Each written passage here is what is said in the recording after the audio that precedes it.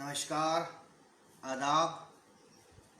मैं आपका अपना मित्र विक्रांत राजलीवाल लाइव हूँ इस समय फेसबुक पर।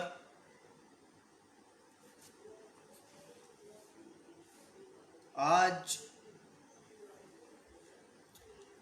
मैंने एक फेसबुक पेज बनाया था मित्रों, कुछ समय पूर्व, लगभग 2 से ढाई वर्ष हो गए होंगे। साजन रसिया के नाम से एक पेज बनाया था।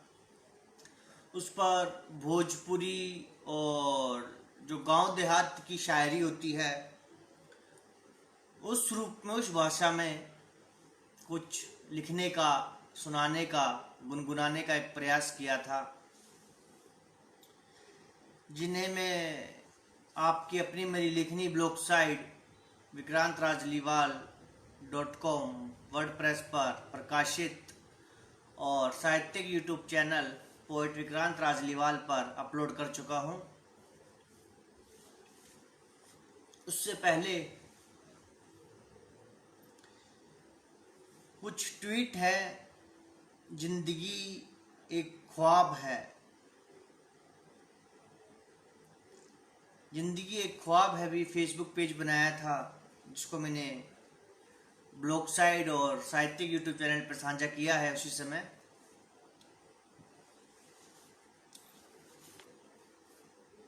जीवन सुधार का मार्ग इतना सरल नहीं होता। ऐसा नहीं है कि मैंने लाइव जो चैनल बनाया है और फेसबुक पे जो लाइव है केवल वहीं में जीवन सुधार और अपने सुधार के मार्ग के अनुभवों की बात कहूँगा, नहीं। वो सबसे अहम है। लाइफ है, जीवन सुधार का मार्ग है, उसके बाद ही जीवन में शिक्षा, स्वास्थ्य, साहित्य, परिवार और एक सद्बुद्धि का जीवन में आगमन हुआ है। इसीलिए जीवन सुधार का मार्ग को मैं अपने से अलग करके देख ही नहीं सकता। तो जिंदगी एक ख्वाब है, एक कुछ ट्वीट।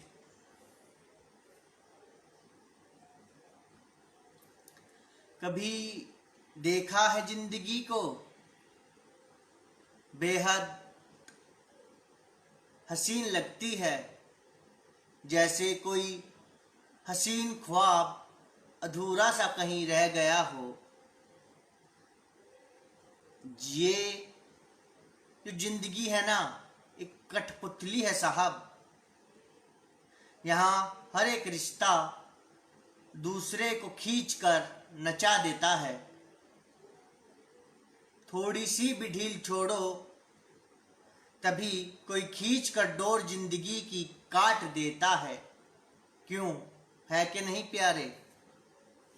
जीवन सुधार के मार्ग पर रिहैबिलिटेशंस में, मीटिंग्स में, खासतौर पे मीटिंग्स में तो आप अपने दिल के हर एहसासों को निसंकोच होकर बयान कर सकते हैं। पूरी फ्रीडम होती है आपके पास में।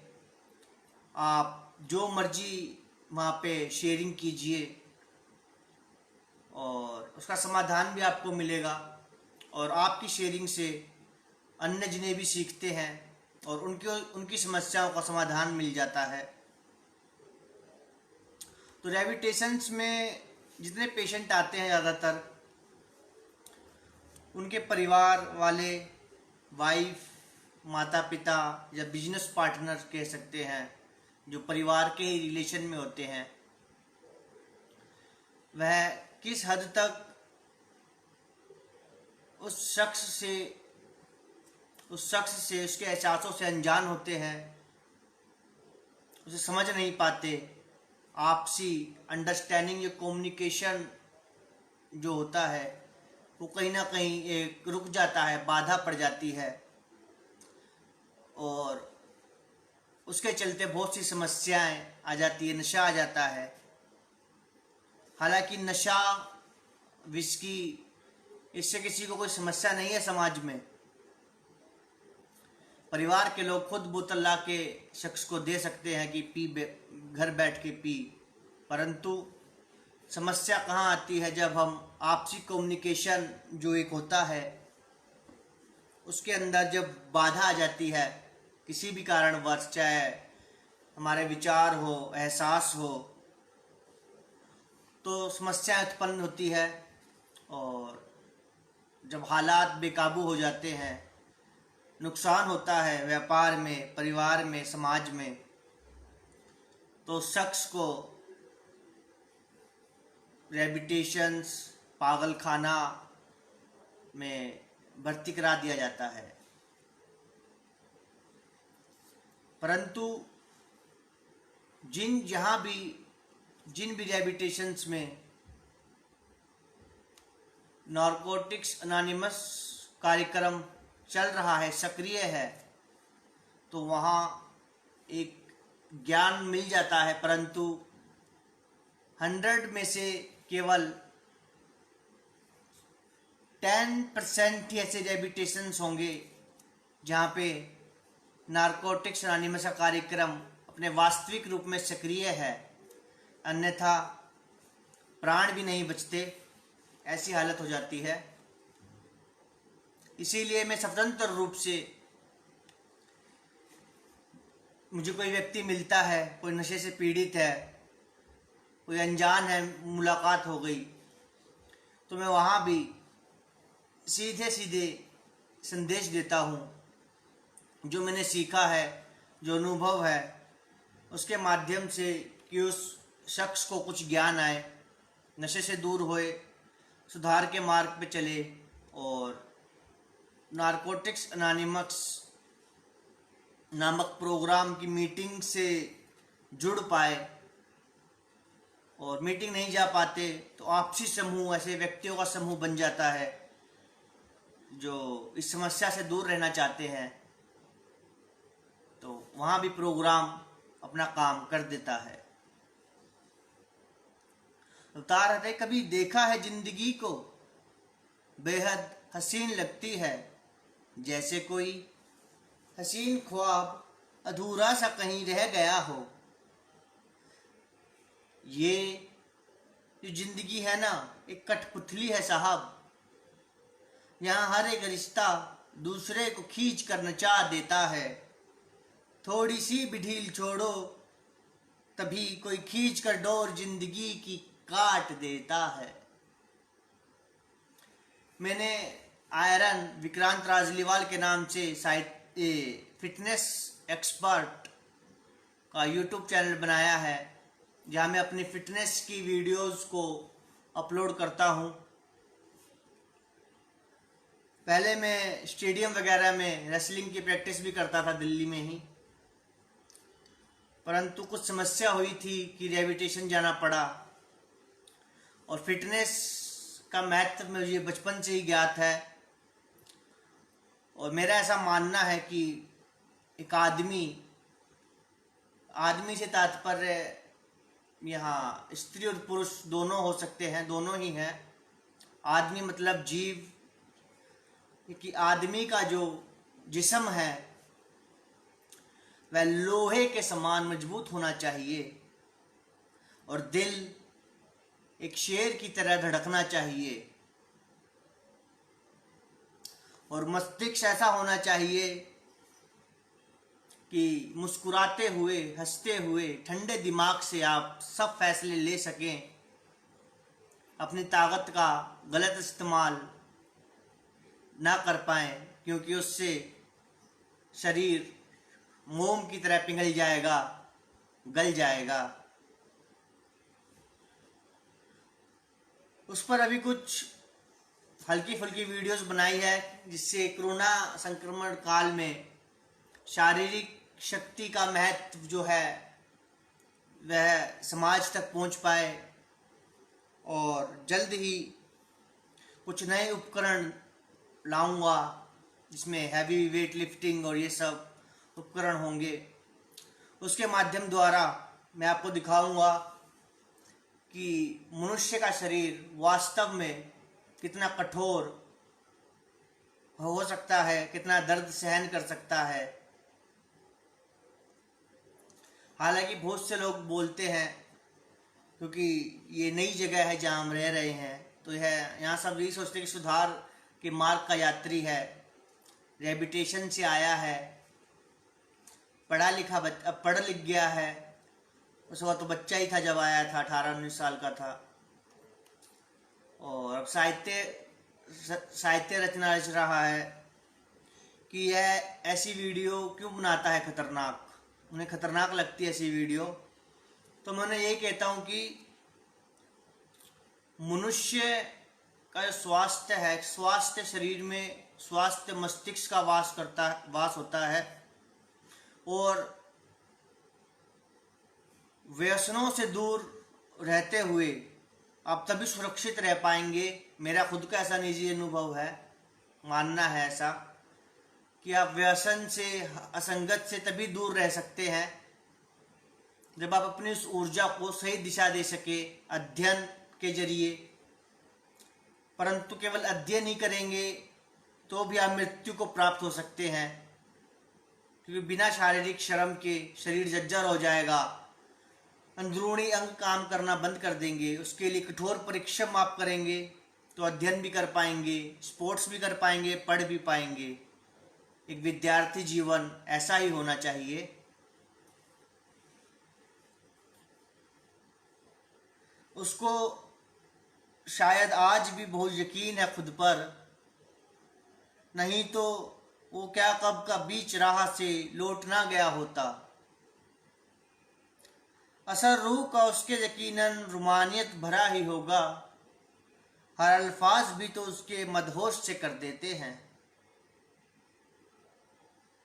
हम है कि आज भी इम्तिहान, बेदर्दी से उसके एहसासों का एक इम्तिहान आज भी जो लेते हैं, और वो है कि हमें फिर भी अपना महबूब कहता है। शायद उसे आज भी इंतज़ार है किसी की मोहब्बत का, वरना तो कौन हम जैसे संगदिलों पर बहा कर अश्क अपने जाया करता है।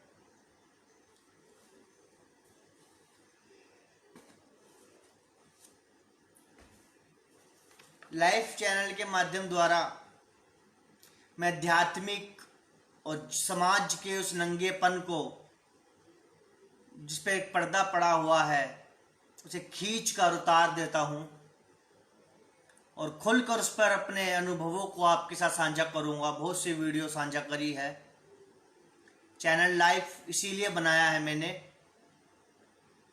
पोएट विक्रांत राजलीवाल पर केवल साहित्यिक काव्य कविताएं, जो एक थोड़े राजनीतिक मुद्दे हैं उन पर कविताएं हो गई, एक जैसे काव्य कविताओं का जो माहौल होता है, कविताओं के द्वारा, शायरी के द्वारा, किस्से कहानियों का एक जो दौर होता है, साहित्यिक चैनल कह सकते हैं। परंतु चैनल लाइफ के द्वारा मैंने जो सीखा है और जो संदेश मैं अपने शिष्यों को, जिन्होंने मुझसे कुछ सीखा है, और अपने गुरुजनों को का आशीर्वाद से आने वाली नस्लें जो इस मार्ग पर चलना चाहती है, उनकी हर दुविधा का समाधान करूंगा। क्योंकि 16 वर्ष की आयु में जब मैंने इस मार्ग का भी नहीं पता था, मुझे यही पता था कि मेरे अंदर कुछ व्याधियां आ गई है, शारीरिक रूप से, मानसिक रूप से विकृत होता जा रहा हूँ। हर प्रकार का नशा मैं कर रहा था, बहुत एक हिंसक पशु के समान हो गया था। और उस समय मुझे एहसास हुआ कि ऐसा ही रहा तो जीवन व्यर्थ हो सकता है, क्योंकि स्वास्थ्य की महिमा में बहुत छोटी उम्र से जानता हूँ। 2.5-3 साल की उम्र में मुझे ताकत क्या होती है, शक्ति क्या होती है, मानसिक जो एक स्वास्थ्य की महिमा, कितनी महिमा होती है उसका पूरा मुझे अंदाज़ा था। और मैं उसका भरपूर लाभ उठाकर जो दर्द मैंने सहे थे, भविष्य में उन दर्दों से ना गुजरना पड़े, उसके लिए सतर्क रहते हुए चलता था। दर्द दिल कि दवा हमें तो आप बता रहे साजन रसिया के नाम से चंद एक लोकल बोली, गांव देहात की, पूरब की बोली, भोजपुरी बोली में कुछ लिखने का एक कोशिश करी थी, जिससे कुछ एक अलग फ्लेवर कह सकते हैं। जितने भी आप पाठक हैं उन्हें एक अलग फ्लेवर आपके मित्र के द्वारा प्राप्त हो सके।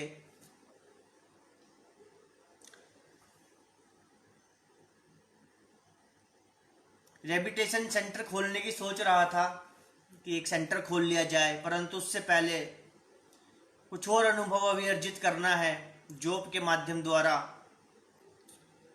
और जिस समय प्रोग्राम को अपने आप एहसास हो जाएगा कि अब यह व्यक्ति इतना सशक्त हो गया है कि समाज को रेबिटेशंस और सेंटर्स के माध्यम द्वारा आगे बढ़ा पाए, तो उस समय सेंटर खोल दिया जाएगा।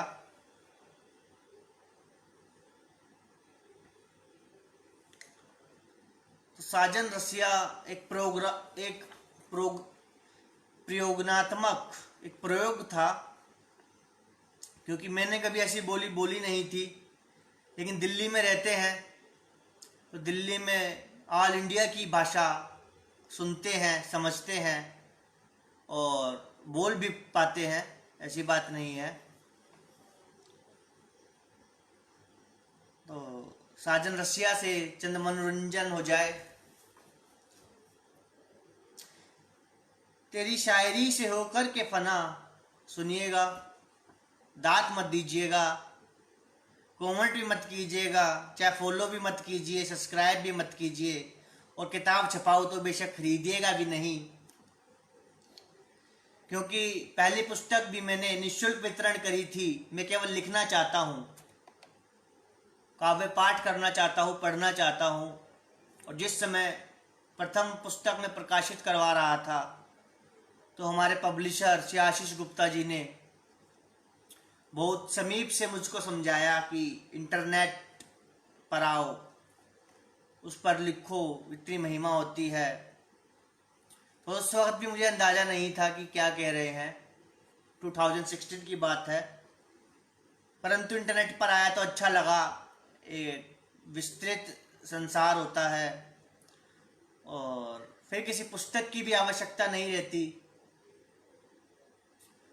आप सीधा काव्य पाठ करते हैं, आपको सुनने वाले, पढ़ने वाले वीडियो में जब मर्जी सुन सकते हैं। इतना ही बहुत होता है मेरे लिए कि तेरी शायरी से होकर के फना, ऐ मेरे महबूब शायर, दिल के हर जख्मों पर तेजाब फैला दिया।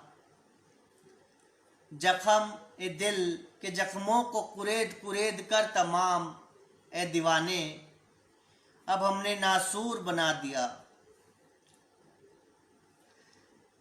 शायरी रसिया का दर्द दिल दीवाने, यहाँ सरेराह सुना दिया।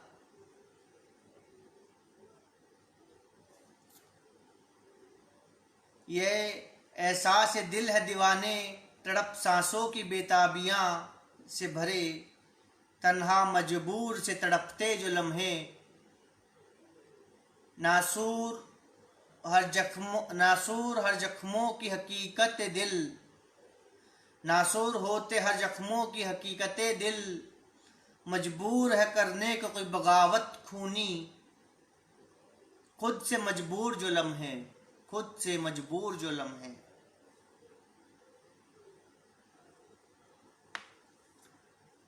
दर्द दिल की दवा हमें मालूम नहीं, ए जान, तुम्हें दर्द दिल के दर्द हमारे दवा हो गए। मोहब्बत के क्या कहते हैं, हमें तो दोस्ती कहते हैं आपकी मोहब्बत से। हमें जो मौसमों के ख्याल रखे हैं, अपने से बड़े हर शख्स के हम उम्र के लिहाज रखे हैं।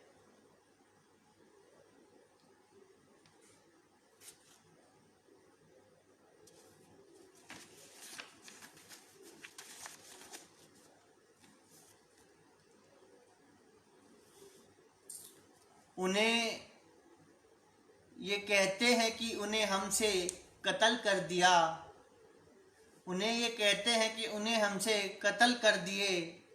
हमें पूछते हैं उन्हें कि ये कहाँ की शराफत है। उन्हें नहीं है यकीन अपने इशारे के कि उन्हें भी है मोहब्बत हमारे से। हमें उनसे कहते हैं कि हमें सेपरेटेड कर दिए हैं और शादी भी कर दिए हैं उन्हीं से, उन्हें साथ भी है और खुद खो भी गए हैं। तो वो हमें कहते हैं पागल।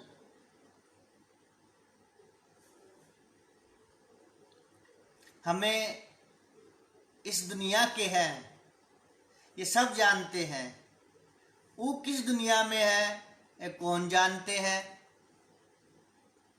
जो हमें पूछे ये सवाल उनसे तो वो हमें कहते हैं पागल।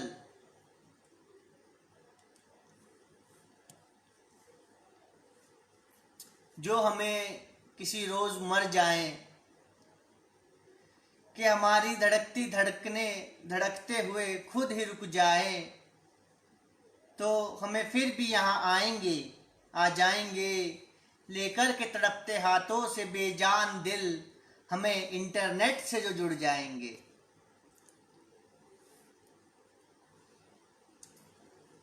दर्द जब हर इंतहा पार करते हुए खुद ही थक कर टूट जाएगा। मैं एक दिल्ली में अत्यंत ही साधारण सी कॉलोनी, स्लम एरिया कह सकते हैं, वहाँ जन्म हुआ और बाल्यकाल से ही अति संगीन बाल अपराधी कहना मेरे लिए तो ठीक नहीं, तो मेरे सामने ही वो मेरे हम उम्र थे, मासूम थे, और देखते ही देखते सब बाल अपराधियों में परिवर्तित हो गए, बीसी बन गए। और ऐसे माहौल में खुद को संभालना,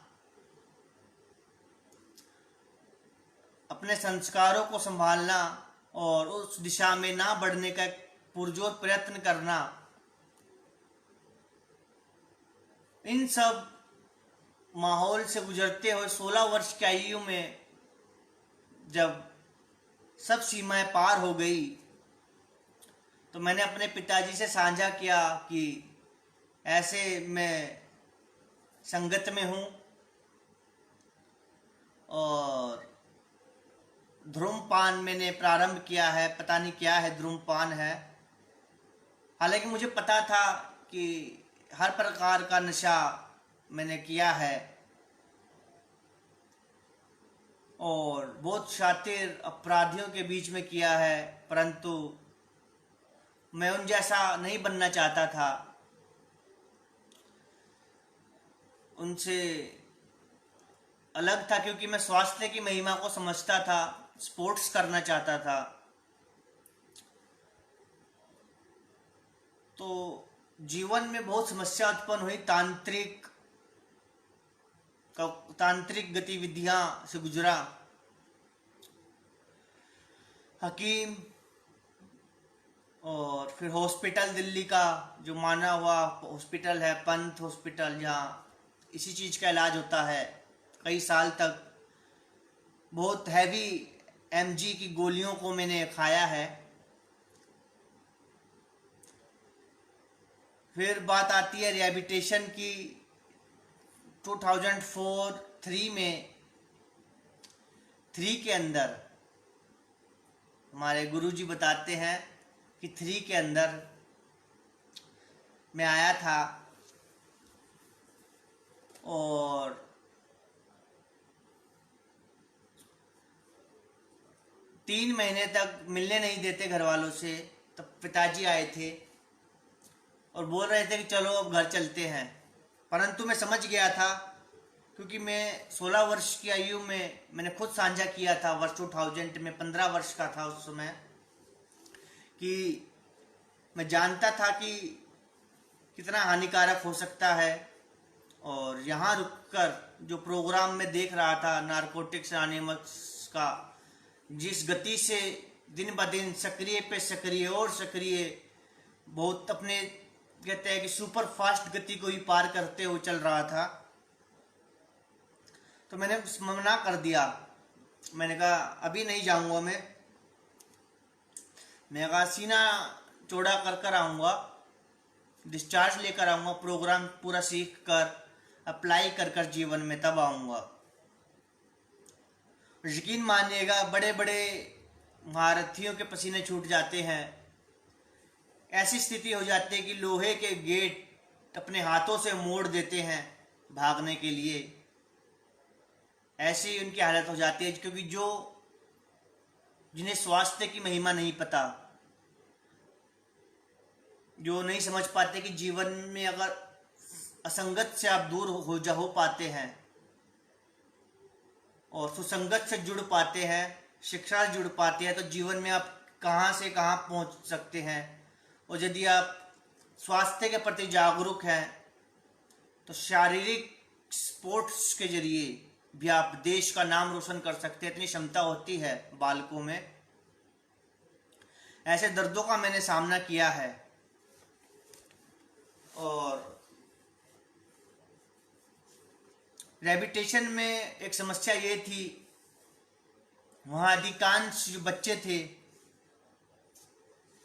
उन्हें बिना बताए वहाँ भर्ती किया जाता है, परंतु मैं, जिसने खुद अपने पिताजी से बात साझा करी थी, उसके बाद तांत्रिक, हकीम, हॉस्पिटल का इलाज चल रहा था, मैं तो खुद इस मार्ग पे चलना चाहता था। मैं चाहता था कि मेरे को कोई ऐसा मार्ग मिले, परंतु जब आप अंदर आ जाते हैं तो कौन विश्वास करेगा कि है बालक स्वयं इस मार्ग पे चलना चाहता था और ये तो उसको अपनाना चाहता है, इसी मार्ग के लिए बना है। और क्योंकि वहाँ फिर सब यही सोचते हैं कि बाहर जाने के लिए, या मैनिपुलेटेड एक शब्द बहुत सुनने को मिलता है, मैनिपुलेटेड कर रहा है। तो एक समस्या ये मेरे साथ बहुत गहरी उत्पन्न हुई, और मन में तरह तरह के विचार आए, जिसमें IAS, भारत की सर्वोच्च परीक्षा, उस वक्त खाली के अनपढ़ था मैं, इतना पढ़ा लिखा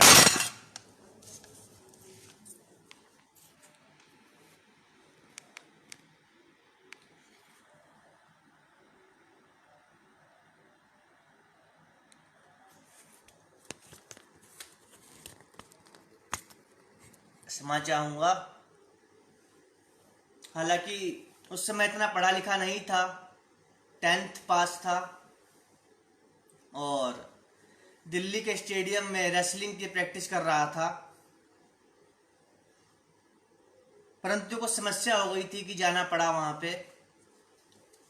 परंतु कौन विश्वास करे, तो तरह तरह के विचार आते थे, जिसमें से IAS, भारत की सर्वोच्च परीक्षा को मेरे को फेस करना है, और अभी फरवरी चल रहा है, मार्च चल रहा है, जुलाई में एग्ज़ाम है मेरे, एग्ज़ाम देने हैं ऐसे। और कोई विश्वास भी नहीं कर रहा कि मैं तो इसी मार्ग पे चलना चाह रहा था शुरू से, तो हौसला बहुत टूट जाता है।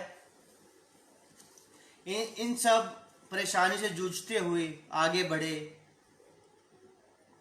क्योंकि जीवन में किसी को भी कुछ भी यकीन दिलाने की आवश्यकता ही नहीं है। पढ़ना चाहते हैं, यकीन क्या दिलाना, पढ़िए, डिग्री हासिल कीजिए, अपने आप यकीन आ जाएगा। डिग्री आ गई, एग्ज़ाम के फार्म भरिए, तैयारी कीजिए, पेपर क्लियर हो जाता है तो अच्छी बात है, क्योंकि जितना यकीन दिलाएंगे उतना टूट जाएंगे, और कई तो आत्महत्या तक कर लेते हैं, नहीं पढ़ पाते फिर जीवन में।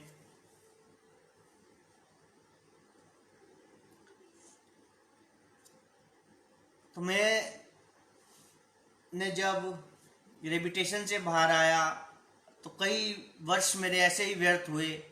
टाइपिंग सीखता रहा, कंप्यूटर सीखता रहा, शॉर्ट हैंड सीखता रहा। इसी बीच पुनः से रिहैबिलिटेशन में एक दूसरे रिहैबिलिटेशन में जाना पड़ा। कंप्यूटर सीखते से हुए ही रिहैबिलिटेशन बंद हो गया। वहाँ से आया तो विवाह हो गया और अब भी 10वीं पास, अनपढ़। जीवन में हसरत जो 2-3 वर्षों से काफ़ी सक्रिय हो गई थी रिहैबिलिटेशन में कि आईएएस का एग्ज़ाम फेस करना है, जीवन में एक सकारात्मक संदेश देना है आने वाली नस्लों को कि आप हर प्रकार की असंगत से दूर रहते हुए पढ़ सकते हैं, आईएएस बन सकते हैं या फेस कर सकते हैं।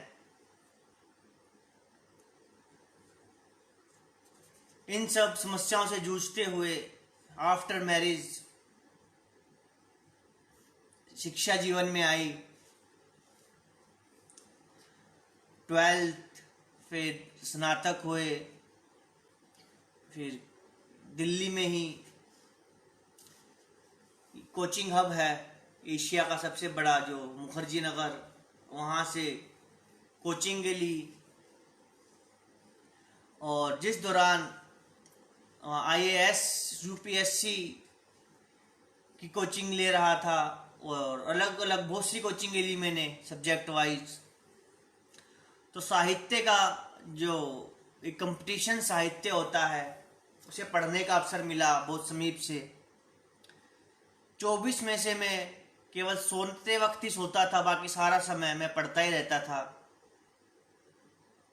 उसके अलावा कोई काम नहीं था और बहुत आनंद आता था। ये नहीं कहता 15 घंटे 16 घंटे, 24 में से अगर मैं 4 घंटे सोता था तो 20 घंटे मेरे हाथ में किताब ही रहती थी और उस वक़्त में लगातार रीडिंग ही लगाता था, लिखता रहता था, बार बार पढ़ता था, दोहराता था चीज़ों को।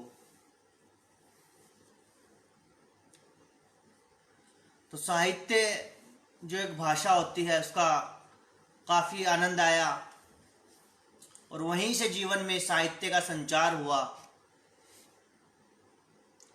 2015 में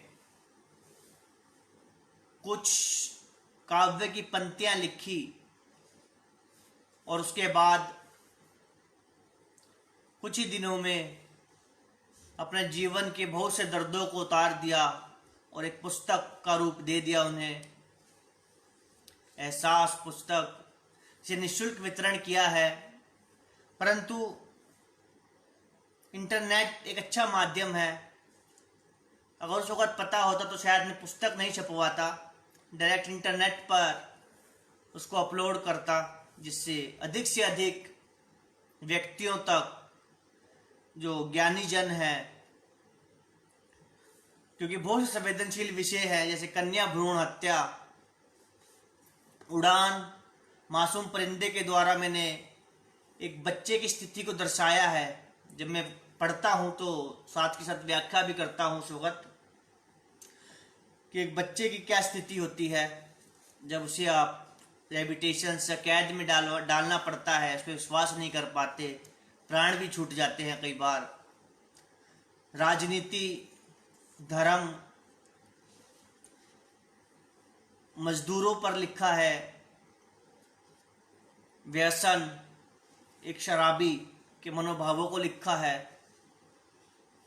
एकाकी जीवन पर बहुत से उसमें टॉपिक लिखे हैं मैंने, जिन्हें समय समय पर पढ़ता रहता हूं मैं इंटरनेट पर, ताकि अधिक से अधिक उनका प्रचार हो सके। उसके अलावा जितने भी मैंने अभी तक सैकड़ों काव्य, शायरी, नज़म लिखी है, वह सब लिखित रूप में भी मैंने सुरक्षित रख ली है और अपने इंटरनेट की एक डायरी में भी एक पूरी उनकी लिस्ट बना ली है, जिससे जब भी मुझे जो रचना पढ़कर सुनानी होती है तो मैं वैसे समय पर आकर इंटरनेट पर उसको पाठ करता हूँ, सुनाता हूँ, ताकि समाज में एक दिशा प्राप्त हो पाए और एक स्वास्थ्य मनोरंजन के द्वारा स्वास्थ्य लाभ भी अर्जित कर पाए। तो बता रहा था मैं कि जो हमें किसी रोज मर जाएं, कि हमारी धड़कती धड़कनें धड़कते हुए खुद ही रुक जाए, तो हम फिर भी यहाँ आ जाएंगे लेकर के तड़पते हाथों से बेजान दिल, हमें इंटरनेट से जो जुड़ जाएंगे। दर्द जब हर इम्तिहान पार करते हुए खुद थक कर टूट जाएगा। दर्द जब हर इम्तिहान पार करते हुए खुद थक कर टूट जाएगा। नहीं जानता ये बेगाना उस रोज जिएगा या दर्द जिंदगी से फना हो जाएगा। उन्हें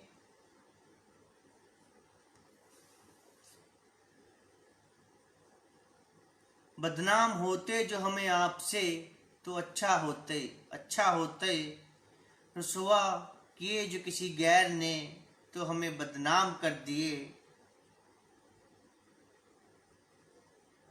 हमें करते हैं दुआ। एक रचना लिखी है कि नशा और उसका असर, सुनिएगा। भरे हैं चिलम हमें खींचे है नशा। भरे हैं चिलम हमें खींचे है नशा। नशे के ये सवाल हमें नहीं। अक्सर चिलमची लोग, दमबाज जिन्हें बोल देते हैं दिल्ली की भाषा में कि दमबाज है, जब वह नशा खींचता है, कितना ही नशा खींच ले, बोले नशा तो हुआ ही नहीं, हमें नशा नहीं होता। भरे हैं चिलम हमें खींचे है नशा। नशे के ये सवाल हमें नहीं। कश मारे हैं हमें खींच के धतूरा धुएं के, हमें ये कोई सवाल नहीं। यानी धतूरा, भांग गांजा के धतूरा भी पी जाते हैं, कोई बड़ी बात नहीं है उनके लिए।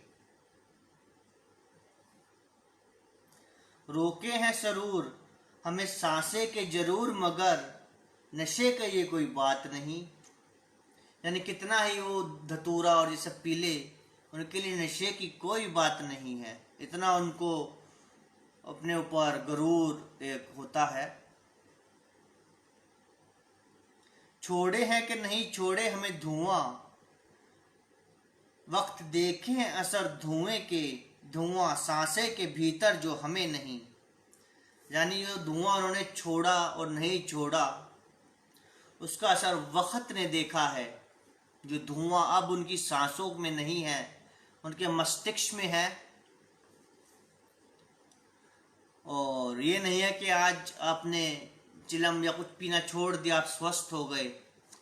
उसका जो असर है, जो साइड इफेक्ट्स जिसे बोलते हैं, 6 महीने, साल भर, 2-2, 3-3 साल के बाद भी अपना असर दिखाता है और आपको भ्रमित कर सकता है कि वक्त देखे हैं असर धुएं के, धुआं जो सांसें के भीतर हमें नहीं। इसीलिए कभी भी इतना गुरूर नहीं करना चाहिए कि हम नशे से जीत सकते हैं, उसको पीकर नहीं। नशे को त्याग कर हम नशे से जीत सकते हैं, उसका सेवन कर कर हम उससे नहीं जीत सकते। और उसका जो असर है तो कई सालों तक के बाद भी अपना जो रंग है वो आपको दिखा सकता है, यदि आप ज्ञानी जनियों के बीच में नहीं है, प्रोग्राम का ज्ञान नहीं है। आफ्टर एडिशन क्लीन जो होते हैं, उस रूप में आपको अपने जीवन का निर्वहन कैसे करना है, आगे कैसे बढ़ना है, नशे से दूर रहते हुए, सुरक्षित रहते हुए, मीटिंग्स के जरिए, शेयरिंग्स के जरिए उस दिशा में कार्य करते हुए आप स्वयं को संभाल सकते हैं। अपने श्रेष्ठ जनों को सुनकर, पढ़कर, समझकर आप स्वयं में वह शक्ति जागृत कर लेते हैं और सफलता के एक कदम और समीप पहुंचते हुए एक विजेता बन जाते हैं।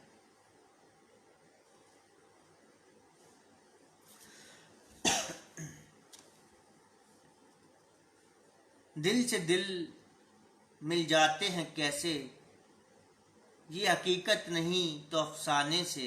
दिल से दिल जो रिकवरी में चल रहे हैं, नशा नहीं करते किसी प्रकार का, चाय, कॉफ़ी, धूम्रपान, मदिरापान, चाट पकौड़ी, मसाला, चाट मसाला, किसी भी प्रकार का हानिकारक पदार्थ को अपने शरीर के भीतर नहीं जाने देते, तो वह लोग कोई आसमान से नहीं उतरे,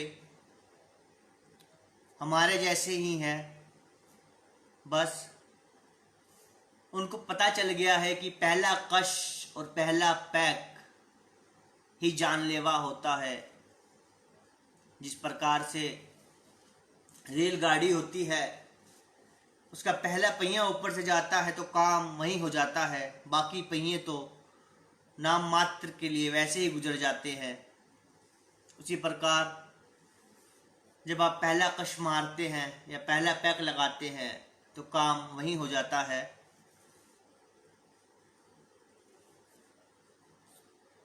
और ऐसा नहीं है कि क्लीन चल रहे हैं, रिकवरी में चल रहे हैं, कोई समस्या नहीं आती, परंतु वह भी अन्य जनों को सुनते हैं, इस दिशा में कार्य करते हैं, सक्रिय रहते हैं, ईश्वर से प्रतिदिन हर क्षण प्रार्थनाएं करते हैं और एकदम ईमानदारी से चलने के बाद भी, ये नहीं कि बहुत बड़ा कोई काम कर दिया तब भी जानने वाले यही कहते हैं कि आज भी ये नशे में है। घर से निकला है तो कुछ पीकर आया है, पिया हुआ है और गाली भी बख्श देते हैं इसी भ्रम में, और बहुत सी मानहानि भी कई बार हो जाती है। तो नशे से दूर, हानिकारक पदार्थों से दूर रहने का मतलब ये नहीं कि किसी को विश्वास दिलाना है, नहीं, स्वयं को विश्वास दिलाना है कि हम ईमानदार हैं। तो ईमानदारी का भी प्रोग्राम होता है। समस्या उत्पन्न होती है जब आप दूसरे व्यक्ति को यह यकीन दिलाना शुरू कर देते हैं कि मैं क्लीन चल रहा हूँ या नशे से दूर प्रोग्राम में इतना महान हो गया हूँ या इतना वो समझ रहा हूँ मैं। जब आप ऐसा साबित करने की कोशिश करते हैं तो सीधा उंगली उठती है कि ये नशे में है, जरूर नशा किया हो। कोई नहीं समझेगा इस बात को।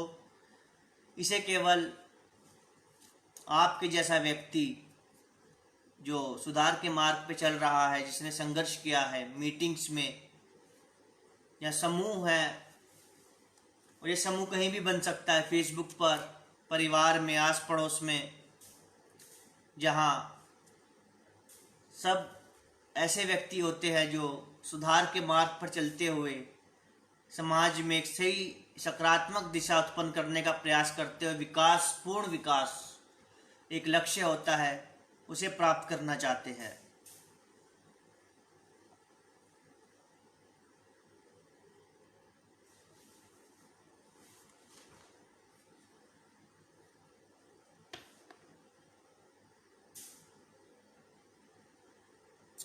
हवाओं के रुक जाने से सांसें रुक सकती है, मगर जो वो रुक जाए तो जिंदगी रुक सी जाती है। वो खुदा तो नहीं, फकत कई मासूमों को एक ख्वाब जिंदगी को जीने के लिए दे जरूर सकता है। नशा मुक्ति केंद्र, जिन्हें समाज में बहुत ही छोटी दृष्टि से देखा जाता है, और जब कोई परिवार अपने बच्चे को नशा मुक्ति में या रिहैबिलिटेशन में दाखिला करवाता है तो उन्हें भी नहीं पता होता कि इस रिहैबिलिटेशन में नारकोटिक्स अनोनिमस कार्यक्रम चल रहा है। उसको फॉलो करते हैं ये लोग या नहीं करते, और इसी कारण से बहुत से मासूम बच्चों की जान चली जाती है। या वह ऐसे रिहैबिलिटेशन से जब बाहर आते हैं जहाँ प्रोग्राम नहीं होता तो वह खूंखार, बहुत ही खूंखार अपराधी के रूप में खुद को परिवर्तित कर लेते हैं और समाज में अपराध को बढ़ावा देते हुए एक अपराधी बन जाते हैं। इसीलिए यदि आप किसी अपने परिजन को नशा मुक्ति में भर्ती कराना चाहते हैं तो पहले यह देख लीजिए कि वहाँ वह नारकोटिक्स अनोनिमस का कार्यक्रम चला रहे हैं, उसे पूरी अच्छी तरह फॉलो कर रहे हैं, मीटिंगों में जाते हैं कि नहीं जाते। अन्यथा आपके पेशेंट की जान भी जा सकती है और जब वो वहाँ से निकलेगा तो अपने परिवार को बहुत क्षति पहुंचा सकता है, जान भी ले सकता है। नारकोटिक्स अनोनिमस कार्यक्रम जहाँ चल रहा है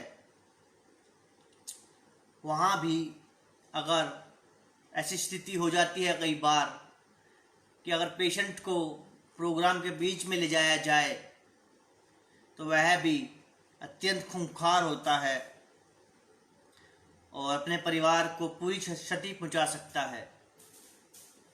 इसीलिए पूरा प्रोग्राम अपना मन पक्का बनाइए, पूरा प्रोग्राम डिस्चार्ज दिलाइए और नारकोटिक्स अनोनिमस कार्यक्रम के तहत जीवन में चमत्कार हो जाता है। बालक जो कल तक एक बिगड़ेल बालक होता है, आफ्टर डिस्चार्ज जब कार्यक्रम पूरा हो जाता है तो उसके अंदर एक ज्ञान के तत्व जागृत हो जाते हैं स्वयं ही, क्योंकि जिस माहौल में अंदर वह प्रोग्राम को फॉलो कर रहा है, सीख रहा है, सिखा रहा है, तो वह गुरु के समान बन जाता है और आने वाले नस्लों को एक उचित मार्ग दिखाने की उसमें क्षमता आ जाती है। मेरे पास बहुत से मैसेज आते हैं, बहुत से वैसे परिवार हैं, कहते हैं कि गृह क्लेश के कारण या किसी का हस्बैंड है बहुत विस्की पीता है या किसी का लड़का है कि ड्रग्स वगैरह पीने लगा है, तो कहते हैं कि आप आ जाइए। तो ज़्यादातर जानकार होते हैं तो मैं दूर ही रहता हूँ और उन्हें मीटिंगों से जोड़ने का प्रयास करता हूँ। फिर भी राह चलते या कभी जाने अनजाने ऐसे माहौल में फंस जाता हूँ तो वहाँ अपने ज्ञान की, अनुभव की कुछ बूंदें उन्हें पहुँचाता हूँ, जिनमें से बहुत से व्यक्तियों को लाभ हुआ है। और उन्होंने कहा भी है कि आप अपनी खुद की मीटिंग शुरू कर दीजिए यहाँ पे। तो मैंने तो शुरू नहीं करी, परंतु अन्य व्यक्तियों ने, यहाँ बुराड़ी क्षेत्र में भी अब मीटिंग होती है जहाँ रहता हूँ मैं, तो इस प्रोग्राम में दम है। परंतु ये प्रोग्राम भी तभी काम करेगा जब आप खुद अपने जीवन में बदलाव लाना चाहेंगे। नहीं तो मैंने ऐसे ऐसे पेशेंट्स भी देखे जिन्हें 2-2, 3-3 साल हो गए हैं, परंतु उनकी मानसिक स्थिति एक पागल के समान हो जाती है और कोई चमत्कार नहीं होता। चमत्कार क्या है? चमत्कार यही है कि आप अपने जीवन में एक ऊर्जा चाहते हैं, स्वास्थ्य चाहते हैं, परिवार में सुख शांति चाहते हैं, कलेश ना हो, और जो भी व्याधियां हैं आपसी कम्युनिकेशन वह सुचारू रूप से चल पाए।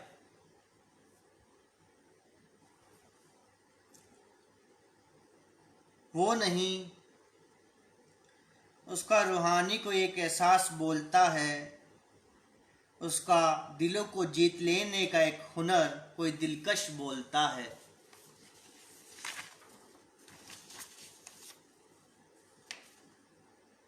तबहा मैंने बीच में कुछ अपने फ़ोन नंबर लिखे थे कई पोस्टों पर, क्योंकि इंटरनेट पर मैंने देखा कि बहुत से कवि शायर अपने फ़ोन नंबर लिखते हैं, तो मैंने सोचा कि अपना भी एक फ़ोन नंबर ऐसा लिख दिया जाए कि जहाँ कोई संपर्क करना चाहे और किसी रचना से किसी को कोई समस्या हो तो वह मेरे से बात कर सकता है व्हाट्सएप पर। और कोई संवेदनशील उसको कोई ऐसा वाक्य लग रहा है तो मैं उसकी वहाँ उस भ्रम को दूर करने का प्रयास कर सकूं, क्योंकि मैं कोई भी पंक्ति लिखता हूँ बहुत संवेदनशील लिखता हूँ, अति संवेदनशील लिखता हूँ और जानबूझकर लिखता हूँ क्योंकि वह सत्य है। उससे किसी को परेशानी होती है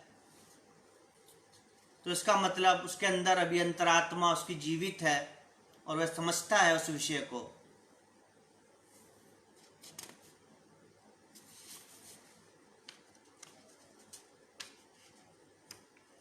इसके साथ ही मैंने बहुत से किस्से कहानियाँ भी लिखे हैं जिन्हें मेरा बचपन से एक शौक था कि मैं लिखूं।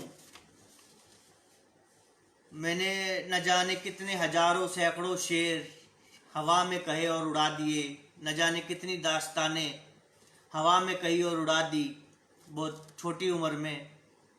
और उसी उम्र में मैं विस्की वगैरह भी पीना शुरू कर दिया था, नशे वगैरह। तो उसी सरूर में पूरी पूरी रात में शायरी अपने आप से करता रहता था, कभी लिखा नहीं, क्योंकि उसके लिए सर्वप्रथम आपका होश में रहना आवश्यक है, जागृत चेतन रहना आपका आवश्यक है।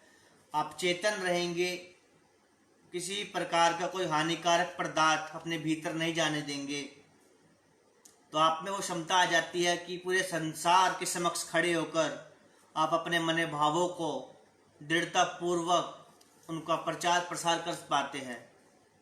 परंतु 0.1% भी यदि कोई हानिकारक पदार्थ, वह व्यसन नहीं, चाहे तला भुना खाना ही क्यों ना हो, चाट पकौड़ी ही क्यों ना हो, चाय मदिरा सुर्रा, ये तो दूर की बात हो गई, तो भी आपके अंदर वो क्षमता नहीं आ पाएगी। उसके लिए शुद्ध और बुद्ध होना आवश्यक है। और जब आदमी शुद्ध और बुद्ध होता है तो एक लोह के समान, शारीरिक रूप से ही नहीं आंतरिक रूप से भी लोह के समान उसके दृढ़ता में अंतर दृढ़ता जाग जाती है।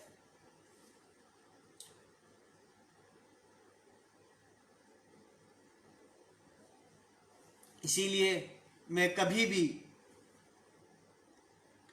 जानबूझकर कोई हानिकारक पदार्थ अपने भीतर नहीं जाने देता।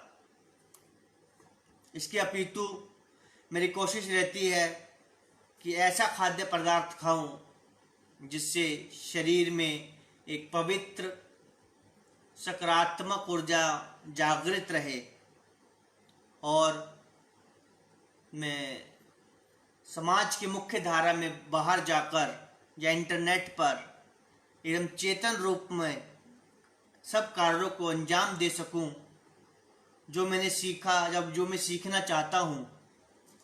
अभी तो शुरुआत है, 20 से 21 वर्ष ही हुए हैं मुझे इस मार्ग पे चलते हुए, और दूसरों के अनुभवों से बहुत सीखा, परंतु आपके स्वयं के अनुभव आपके को अधिक फल देते हैं।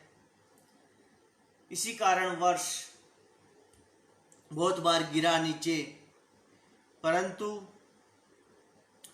नीचे गिरने के बाद यदि आप उठ नहीं पाते तो मृत्यु एक सत्य बन जाती है। इस बात को हमेशा स्मरण रखिएगा। ये ना हो कि आप विलंब कर दे और जो रोग है हर प्रकार के, वह आपके ऊपर चारों ओर से आक्रमण शुरू करके निस्तेज कर दे। इसीलिए जब भी गिरे नीचे तो ध्यान रखिएगा, उठे नहीं तो मृत्यु एक सत्य है, और उसको पछाड़ने के लिए उठना ही नहीं पड़ेगा, लड़ना भी पड़ेगा, चाहे वह शारीरिक रूप से हो। कई बार शारीरिक रूप से भी आदमी को लड़ना पड़ता है। जिस प्रकार से निर्भया कांड हुआ था और जितने भी ऐसे कांड होते हैं, तो वहाँ जो बालिका होती है वह लड़ती है, वह शारीरिक रूप से लड़ती है, मानसिक रूप से लड़ती है। इसी प्रकार से हर व्यक्ति को जब वह नीचे गिरता है तो तुरंत उसको उठ के खड़ा होना होता है और लड़ना पड़ता है। और लड़ना ही नहीं पड़ता, जीतने के लिए लड़ना पड़ता है। अपनी सांसों को दांव पे लगाना पड़ता है, पढ़ना पड़ता है, कार्य करना पड़ता है। और कई बार अपने से जो श्रेष्ठ व्यक्ति है वह आपको लगता है कि गलत है, कहीं आपको दबा रहे हैं, तो उस समय मैं ठंडे दिमाग से काम लेता हूँ और रुक जाता हूँ कुछ देर सोचने के लिए, और मुझे एहसास हो जाता है कि इसमें मेरा ही कहीं ना कहीं भला छुपा हुआ है। आप को आपके अधिकारों के ज्ञान का ज्ञान होने से बढ़कर कोई ज्ञान नहीं। यह आपका धर्म है कि आपको आपके अधिकारों का ज्ञान आपको होना चाहिए। जी हाँ, आपके अधिकारों का ज्ञान होना चाहिए। यदि आप बालक हैं तो शिक्षा आपका अधिकार है। स्वास्थ्य और खेलकूद पे आपका अधिकार होना चाहिए। और आप बड़े हो गए हैं, सशक्त हो गए हैं, तो एक स्वास्थ्य जीवन पर आपका पूर्ण अधिकार होता है। और इसके लिए स्वयं को संघर्ष करना होता है। कुछ योग होता है, जैसे प्रातःकालीन जल्दी उठ जाना, जल्दी सोच आदि से निर्वित हो जाना, और लेखन, अपने मनोभावों को लिखना कि आपके अंदर क्या दुविधा है, क्या समस्या है, उनको लिखिए। स्वच्छ वातावरण में बाहर निकल जाइए, पार्क में या ऐसे खुले स्थान पर जहाँ असंगत का माहौल ना हो। तो ये सब योग होते हैं जो प्रातःकाल जल्दी उठने से फलीभूत होते हैं। मैं जब रेबिटेशन में था तब भी 4 बजे उठ जाता था, और उससे पहले 3 बजे का मेरा नियम था। 3 बजे में अपने बिस्तर से उठकर बैठ जाता था और 3:30 बजे घर से स्टेडियम के लिए निकल जाता था प्रातःकालीन प्रैक्टिस करने के लिए।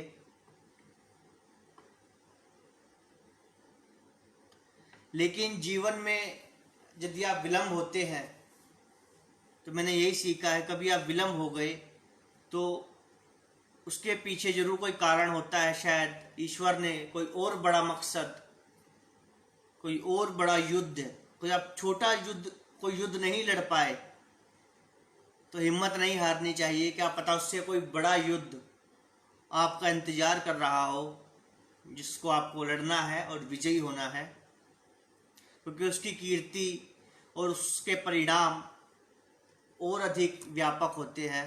दूर दूर तक उसकी कीर्ति भी होती है और सकारात्मक ऊर्जा भी उसकी कहीं अधिक होती है। You do not have any other knowledge than knowing knowledge of your rights. It is your religion that you have knowledge of your rights. मानुष को तुमने कभी मानुष न समझा, भूलकर धर्म मानुषता का तुमने कभी भी धर्म मानुषता का नहीं समझा। मेरा एक सपना है कि जीवन में मेरा ईश्वर, प्रभु, गॉड, अल्लाह, रब इतना सशक्त बना दे कि मैं एक ऐसा सेंटर खोलूं जहां जो बच्चे हैं, जो छोटे छोटे बच्चे व्यसनों में पड़े हुए हैं, उन्हें व्यसन से दूर तो करना ही है, साथ ही साथ उन्हें शिक्षा से जोड़ पाऊं और समाज की मुख्य धारा में सम्मिलित कर पाऊं। स्पोर्ट्स के माध्यम द्वारा भी उनमें जीवन जीने की ऊर्जा जागृत की जा सकती है। और जब समय आएगा तो ऐसा एक सेंटर, एक आश्रम मैं अवश्य ही खोलने का प्रयास करूंगा।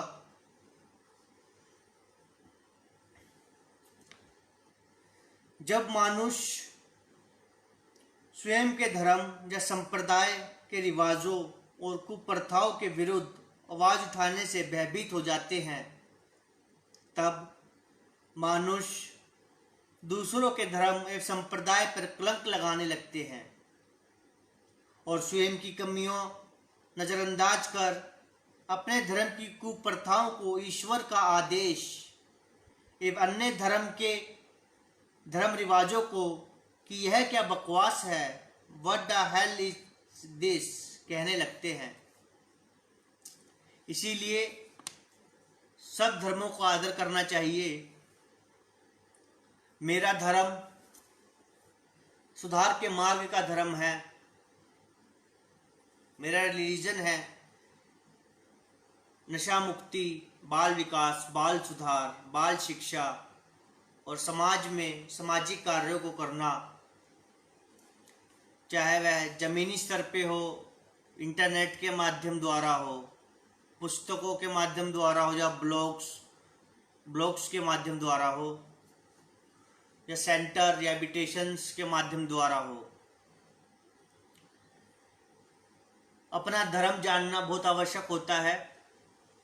जो एक नशा करता है व्यक्ति, उसका धर्म नशा करना है और वह अपना धर्म अच्छे से जानता है और उसमें पूरी ईमानदारी बरतता है।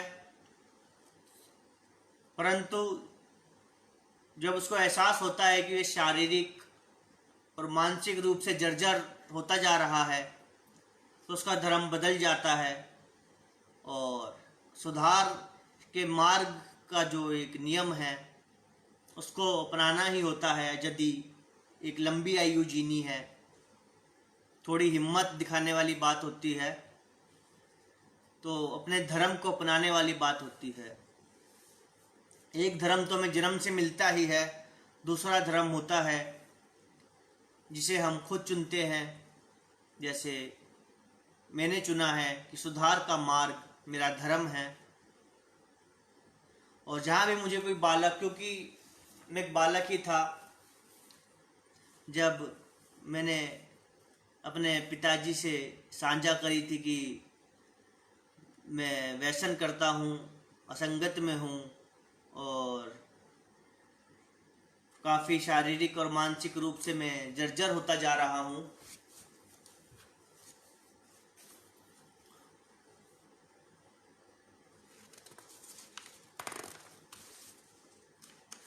तो एक समय तो ऐसा आ गया था कि मुझे लगा कि अब तो जीवन खत्म हो जाएगा, इससे अच्छा तो मैं बताता ही नहीं, व्यसन करता रहता और अपराधी बन जाता तो ज़्यादा मज़ा आता।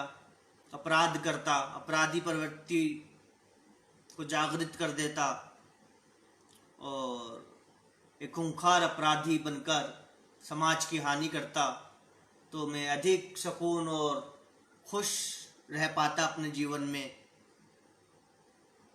अब तो मेरे अंदर का बचा हुआ प्राण भी निकल गया और पहले से भी ज़्यादा जर्जर मैं महसूस कर रहा हूँ खुद को। किसी प्रकार का कोई व्यसन नहीं कर रहा, परंतु फिर भी नशा है, समझ नहीं आ रहा, एक भ्रम है, अज्ञान है। तो प्रोग्राम में जब हम अपने जैसे व्यक्तियों से मिलते हैं जो इस मार्ग पर बहुत सालों से चल रहे हैं, तो एक हौसला आता है कि और भी व्यक्ति हैं जो इस मार्ग पर चल रहे हैं। और जब नशा वह करते हैं तो केवल रिकवरी का नशा करते हैं। स्वास्थ्य जीवन में भी बहुत नशा होता है, उसको कंट्रोल करना, एक सकारात्मक कार्यों का रूप देना, ये अत्यंत आवश्यक हो जाता है। यह मनुष्य जैसे जैसे आगे बढ़ता है साल दर साल, वैसे वैसे उसको समझ में आती है, पकड़ में आती है बातें, चीज़ें संभलती चली जाती है। परंतु ईमानदार रहना अति आवश्यक है। यदि आपने कोई हानिकारक पदार्थ खा लिया है तो आप शेयर कर दीजिए, और हर जगह शेयर करेंगे तो लोग कूड़ेदान समझकर थूक के चले जाएंगे, पायदान की तरह पांव पोंछ कर आगे निकल जाएंगे। शेयरिंग वहीं कही जाती है जहां उसको समझने वाले लोग होते हैं, उन जैसे लोग होते हैं जिनके पास समाधान होता है, जो खुद भी वैसे हैं, उस माहौल से निकले हैं, उस स्टेज से निकले हैं। तो ऐसी जगह ऐसे व्यक्तियों के समक्ष अपने मनोभावों को साझा करने से आपका मनोबल बढ़ता है, और खुद को आप पायदान या कूड़ादान होने से बचाते हुए अपने अंदर एक सकारात्मक ऊर्जा का संचार कर पाते हैं। एक धर्म स्वार्थ का सब पर भारी,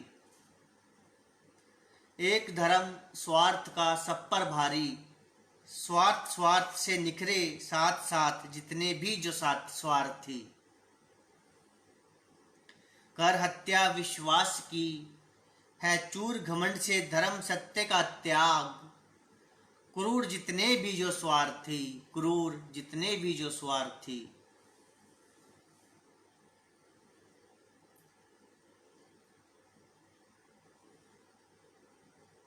छुप छुप कर देखना और उस देखे हुए का रिकॉर्ड को गर्व से बताना भी एक धर्म बन गया है। कभी जो मिलते थे सीना ठोक कर, आज छुप छुप कर व्यू से उपस्थित दर्ज कर जाते हैं। ऐसा भी होता है। परंतु बड़ी बात है, कोई आपको कहीं से भी देख रहा है, सुन रहा है, तो ये गर्व का विषय है, उनका सम्मान कीजिए। मैं सोशल मीडिया पे देखता हूँ कि बोलते व्यू आ गए हैं, लाइक नहीं आए, कमेंट नहीं आए, सब्सक्राइब नहीं आए। कबीर जी थे, तुलसीदास जी थे, वो कभी नहीं रोए कि फॉलो सब्सक्राइब लाइक नहीं। वह तो अपने मठ पर बैठ गए और काव्य पाठ प्रारंभ कर दिया। जिसे सुनना है वह सुनेगा ही, जिसे नहीं सुनना वह नहीं सुनेगा। यही नियम है, यही रीति है, यही धर्म है। व्यर्थ में दुखी होने से क्या फायदा। इसीलिए मैं स्वयं की बात करूं, मैंने दिन रात लिखा है, लाइक्स कमेंट्स की परवाह किए बगैर लिखा है, छापा है, रिकॉर्ड करा है, लाइव सुनाया है,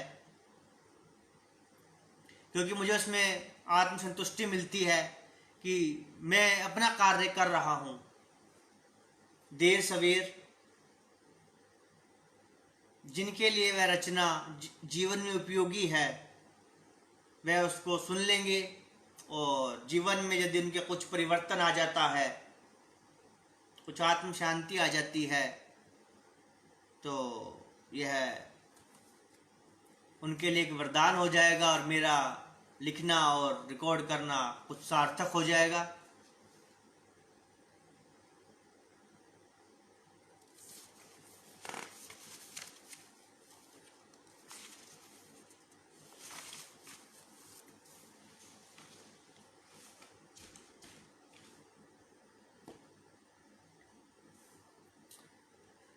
जब मैं अपनी बात करूँ तो मैं 2.5 साल की उम्र में सेंटर में भर्ती हुआ था। काफ़ी छोटी उम्र में मैंने चलना प्रारंभ कर दिया था और बहुत ही ज़्यादा हष्ट पुष्ट था, लोह समान। और उसमें मेरे परिवार के लोग डॉक्टर के पास ले गए थे कि हमारा बच्चे को क्या हो गया है। तो उन्होंने कहा तो बहुत हष्ट पुष्ट और एकदम स्वस्थ बच्चा है। और बहुत जल्दी मैंने चलना प्रारंभ कर दिया था। तो उस 2.5 साल का था, मैं सेंटर के अंदर भर्ती हुआ था और तभी से मैं भारी दुनिया के संपर्क में आ गया। और चलते चलते छोटी सी उम्र में बहुत से व्यक्ति मिले और लगभग 2-2.5 साल बाद, हालांकि 2 दिन में मेरा सेंटर छूट गया था और सजा के तहत कह लीजिए या कैसे भी, क्योंकि मैं शारीरिक रूप से बाल्यकाल से ही बहुत मजबूत और दिमागी रूप से भी बहुत सक्रिय था।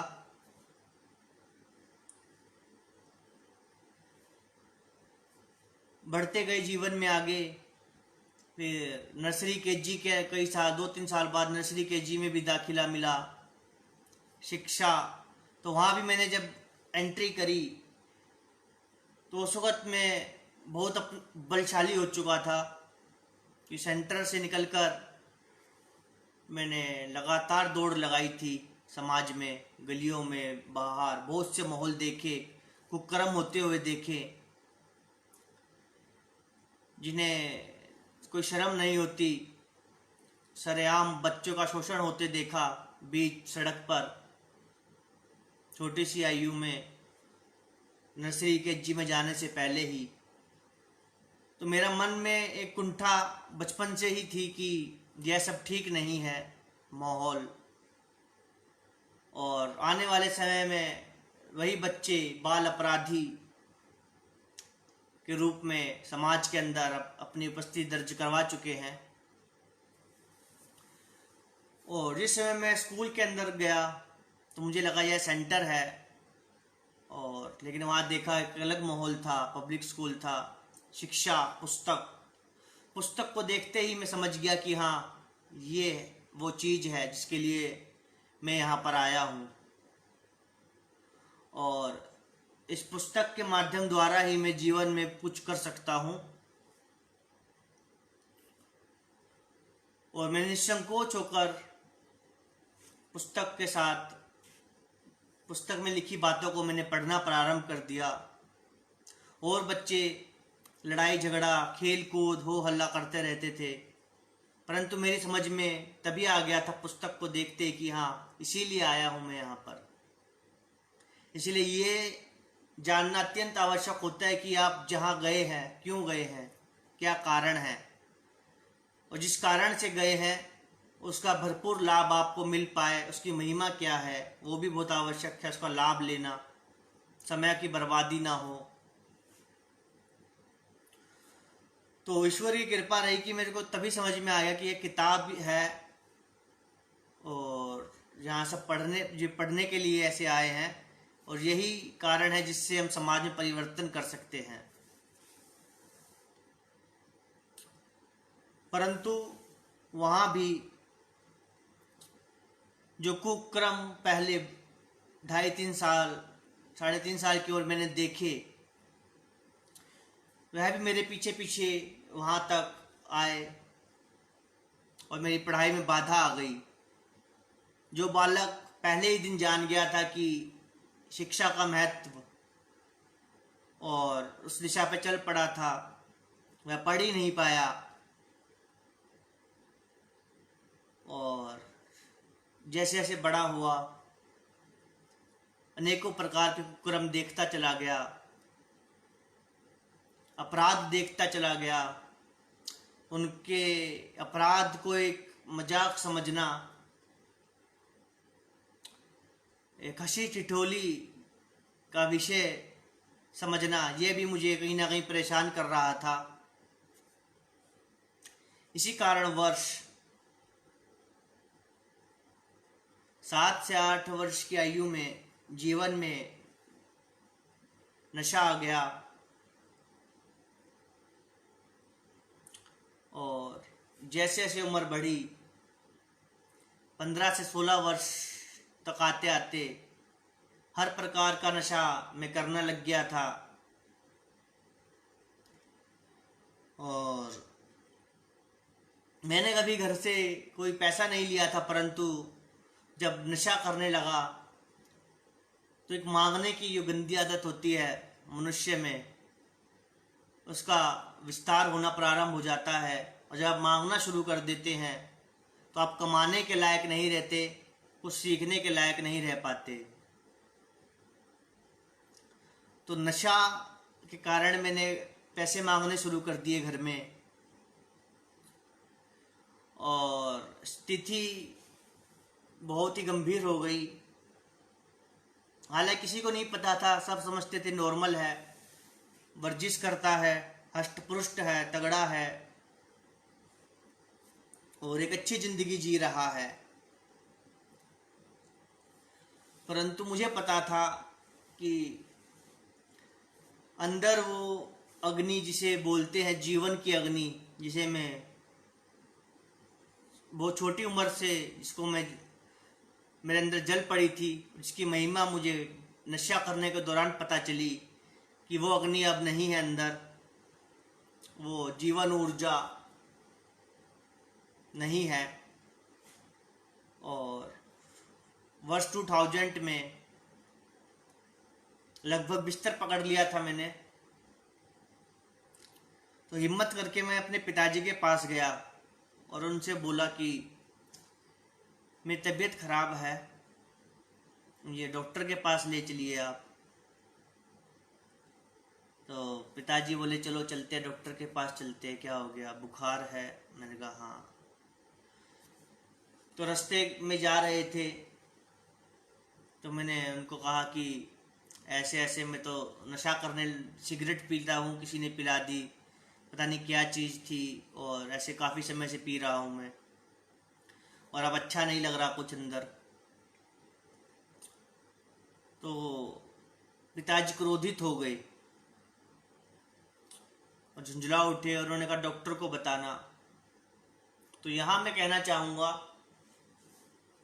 यदि कोई बालक शेयर करता है तो उसको समझना चाहिए। हालांकि नॉर्मल व्यक्ति नहीं समझ सकते, वो समझेंगे कि क्या बोल रहा है, क्यों बोल रहा है, ऐसा क्या हो गया, कहीं कोई अपराध तो नहीं कर दिया इसने, इसको छुपाने के लिए ये ऐसी बातें कर रहा है। तो ऐसे में नारकोटिक्स अनोनिमस कार्यक्रम के जो काउंसलर हैं वो मदद कर सकते हैं, क्योंकि किसी दवाई में, तांत्रिक गतिविधियों में या पुड़िया में वो क्षमता नहीं होती कि किसी बच्चे की मानसिक स्थिति को सुधार सके, उसको स्वास्थ्य लाभ, एक पूर्ण स्वास्थ्य लाभ और जीवन में सही दिशा की ओर अग्रसर कर सके।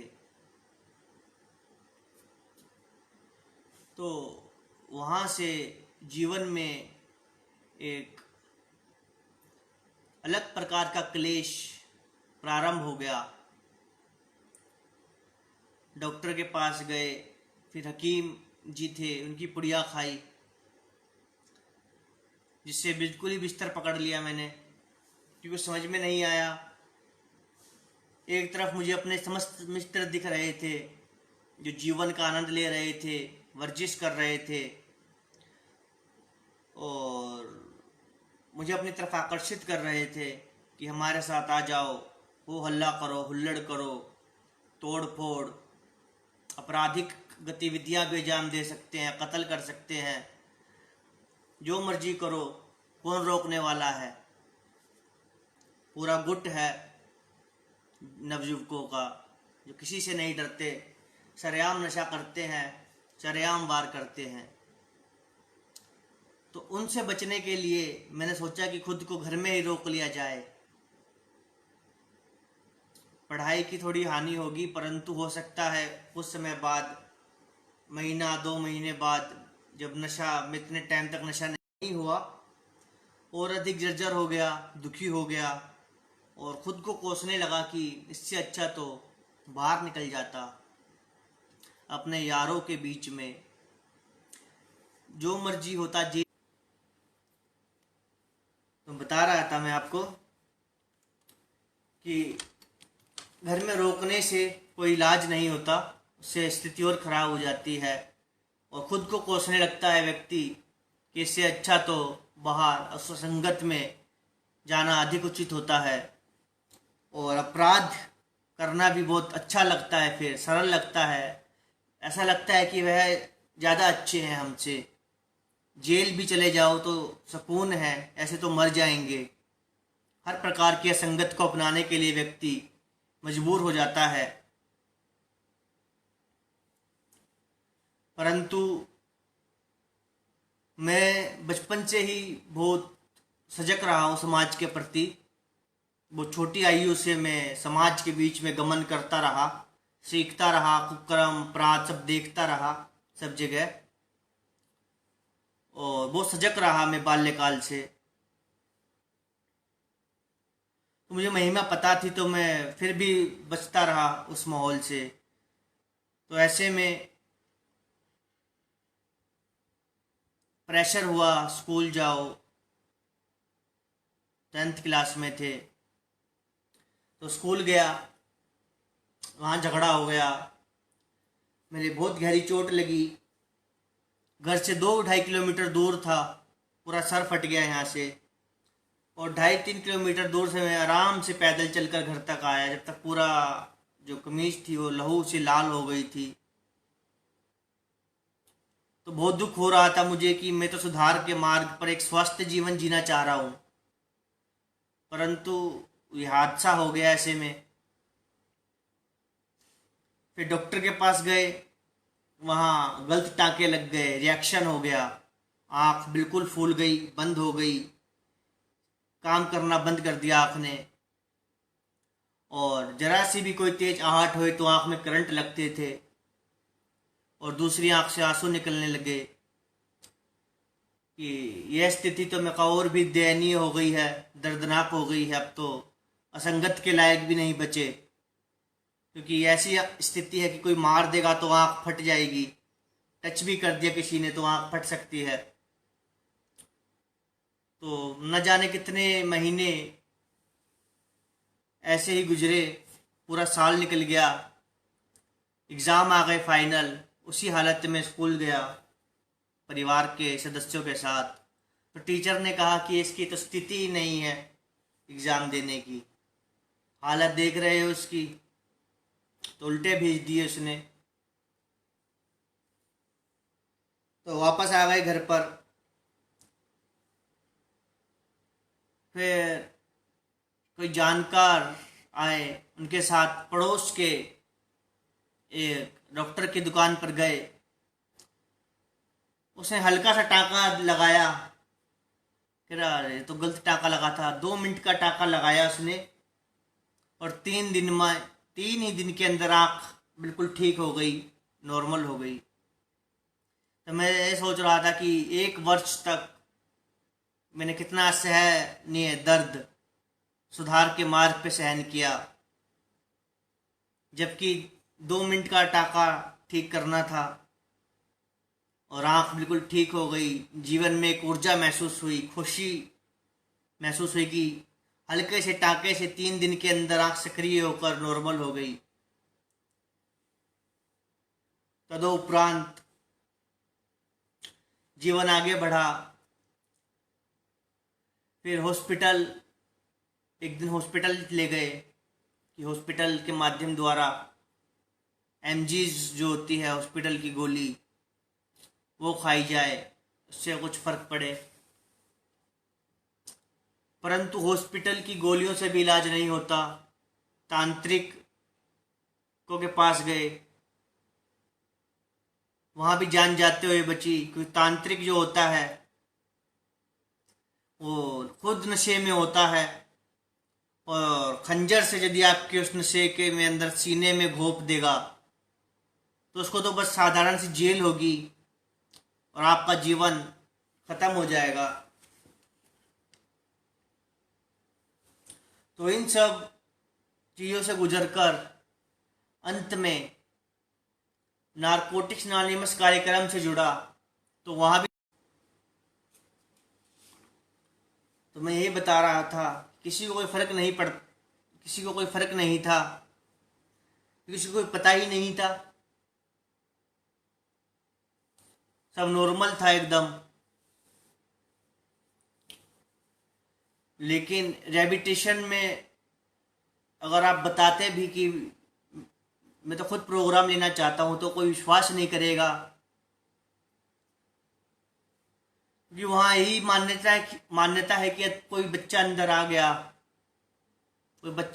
गया तो वह मैनिपुलेट कर रहा है, क्योंकि ऐसा कोई नहीं है जो खुद इस मार्ग पे इतनी छोटी उम्र में, इस 18 साल की उम्र में इस मार्ग पे चलना चाहे।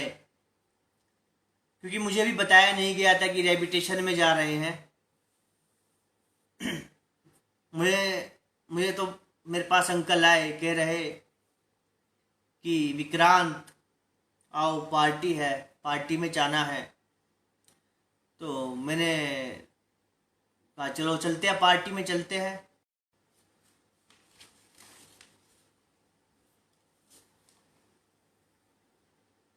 आवाज़ आ रही होगी आपको। तो बता रहा था कि पार्टी के लिए निकले थे और रेबिटेशन पहुंच गए, वहाँ लग गया ताला अंदर से।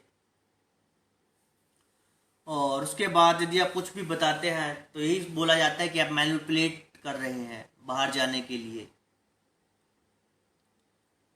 जबकि मुझे तो काफ़ी मज़ा आ रहा था, एक अच्छा प्रोग्राम देखने को मिल रहा था, और जिसमें से 80% बच्चे जो थे वो मेरी उम्र के ही थे और बीसी थे, बहुत से केस लगे हुए थे। और जो 20% थे जिन पर केस द्वारा, और बहुत मज़ा आया।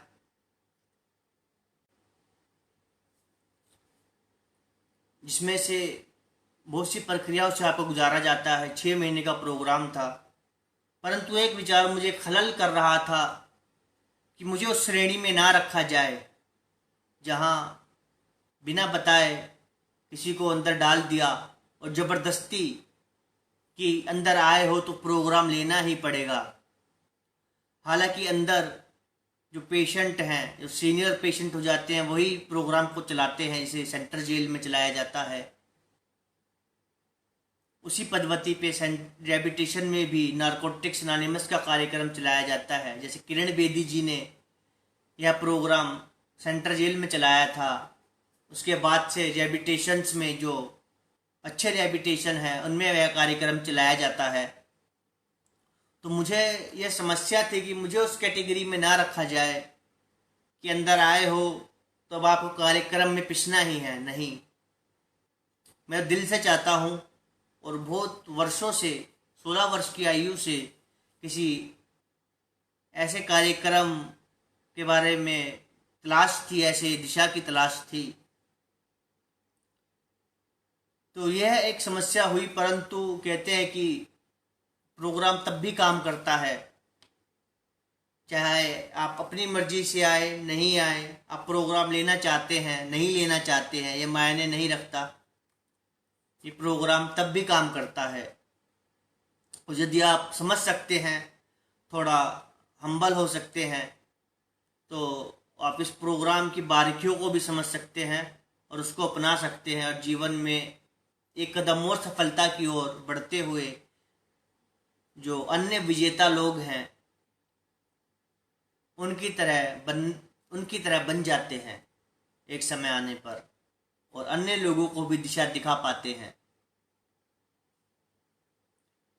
एकल विचार बुझ के बहिल बा, एकल विचार बूझे के बहिल बा, कोने के कोई सच्चा प्यार के काहे कदर नाही करत के बान बा। आपन महबूब के साची मोहब्बत के एतबार से काहे ये दिल दिलबरों का रसिया डरत बान बा। हर झटके से हुस्न बेपरवाह, आपन महबूब के काहे दिल को तोड़ देल बान बा।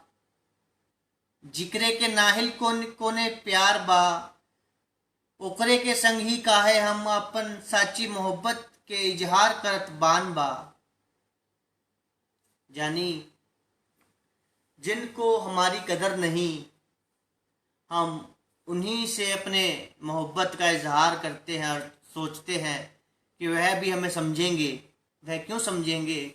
मोहब्बत आपने करी है, समझना आपको है। ये मार्ग आपने चुना है। आप चाहते हैं कि आपके अंदर वो ऊर्जा जगे, वो दिव्य ऊर्जा जिसके साथ आप जन्मे थे, वो सच्ची शक्ति, एक पवित्र ऊर्जा जो जिस्म से दिमाग से होते हुए पूरे शरीर में दौड़ती है, एक सभ्यता, एक सभ्य समाज, वो आप चाहते हैं। या आपकी लालसा है, आप ऐसा चाहते हैं, तो आपको ही इस पे चलना है, दूसरा नहीं समझेगा इस बात को। आज लगभग 21 वर्ष हो गए मुझे 15 वर्ष की आयु से इस मार्ग पर चलते हुए। प्रोग्राम से मैं 2003 में गुरुजी बताते हैं, क्योंकि शुरुआती जो समय है मुझे ज्ञात नहीं रहता कि उस वक़्त स्थिति इतनी भयंकर हो गई थी। हालांकि मुझे कुछ कुछ याद है, परंतु मैं कभी बंदिश में नहीं रहा। हमेशा स्वतंत्र रूप से, सशक्त रूप से मैंने कार्य किया है जीवन में, और जीवन में बहुत दुख देखे हैं। तो इसी कारण वर्ष शुरुआती समय इतना ज्ञात नहीं रहता। तो गुरुजी बताते हैं, डायरेक्टर हैं जो सेंटर के, कि वर्ष 2003 में आए थे आप, 3 के अंदर। तो 3 में मैं प्रोग्राम से जुड़ गया था, और 4, 5 में मैं बाहर आया तो स्थान परिवर्तन हो गया था। पहले हम पुलिस कॉलोनी में रहते थे, बटालियन में। उसके बाद मुकुंदपुर, कमालपुर, माजरा, हरित विहार में शिफ्ट हो गए, और वहीं से एक सकारात्मक ऊर्जा जो प्रोग्राम से मुझे मिली, जिसकी मुझे तलाश थी, ऐसे गुरुजनों का साथ मिला, साथियों का साथ मिला। मीटिंग में और भी बहुत से व्यक्ति मिले जो दिल खोल कर अपनी बातें बताते हैं, अपनी समस्याएं बताते हैं कि वह भी इसी समस्याओं से गुजरे हैं। उन्हें भी समझने वाला कोई नहीं था। दिल्ली में सेंटर सेक्रेटेरिएट में चर्च है, फ्री चर्च है एक, साउथ दिल्ली में। जमुना पार में सेंट कोलंबस स्कूल है। यहाँ की मैंने मीटिंग अटेंड करी है कई बार, बहुत बार, सैकड़ों बार, और दिल खोल कर वहाँ व्यक्तियों ने स्वागत किया है, और बहुत अच्छा लगता है, क्योंकि एक समस्या है। और जब अपने जैसे व्यक्तियों से आप जुड़ते हैं, जो आपको समझ सके, आपकी बातों को सुन सके, तो नशा कोई समस्या नहीं रहती। नशा तो हट जाता है, और जीवन में एक कदम और आगे बढ़ जाते हैं। फिर सेमिनार होते हैं, सम्मेलन होते हैं, जैसे अभी नेपाल में हुआ था, दिल्ली में भी हुआ था, वृंदावन में। तो वहाँ भी ऑल ओवर वर्ल्ड से फिर और भी लोग आते हैं, उन सब से इंटरनेशनल लेवल का सम्मेलन हो जाता है वहाँ, और इंटरनेशनल लेवल के सब संगी साथी मिलते हैं। सुधार के मार्ग के कार्यक्रम होता है, सांस्कृतिक, जो भी आपके अंदर हुनर है आप वहाँ पे अपना हुनर दिखा सकते हैं।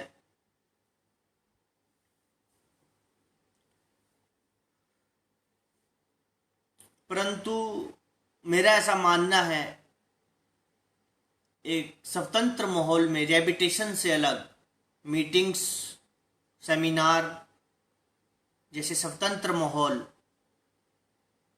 जमीनी स्तर पर आप अधिक उचित प्रकार से जीवन में सफलता की ओर बढ़ पाते हैं और अपने जीवन लक्ष्य को हासिल कर पाते हैं। तो कैद में रहकर आप कुछ नहीं सीख सकते।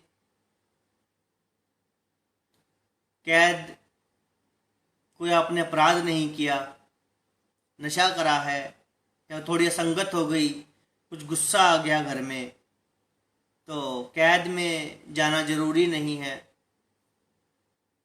खुले वातावरण में भी काउंसलर्स होते हैं। नारकोटिक्स एनोनिमस के काउंसलर हैं जो एक फ़ोन पर गूगल से फ़ोन पर घर आ जाते हैं, फ्री ऑफ कॉस्ट काउंसलिंग करते हैं और वापस चले जाते हैं।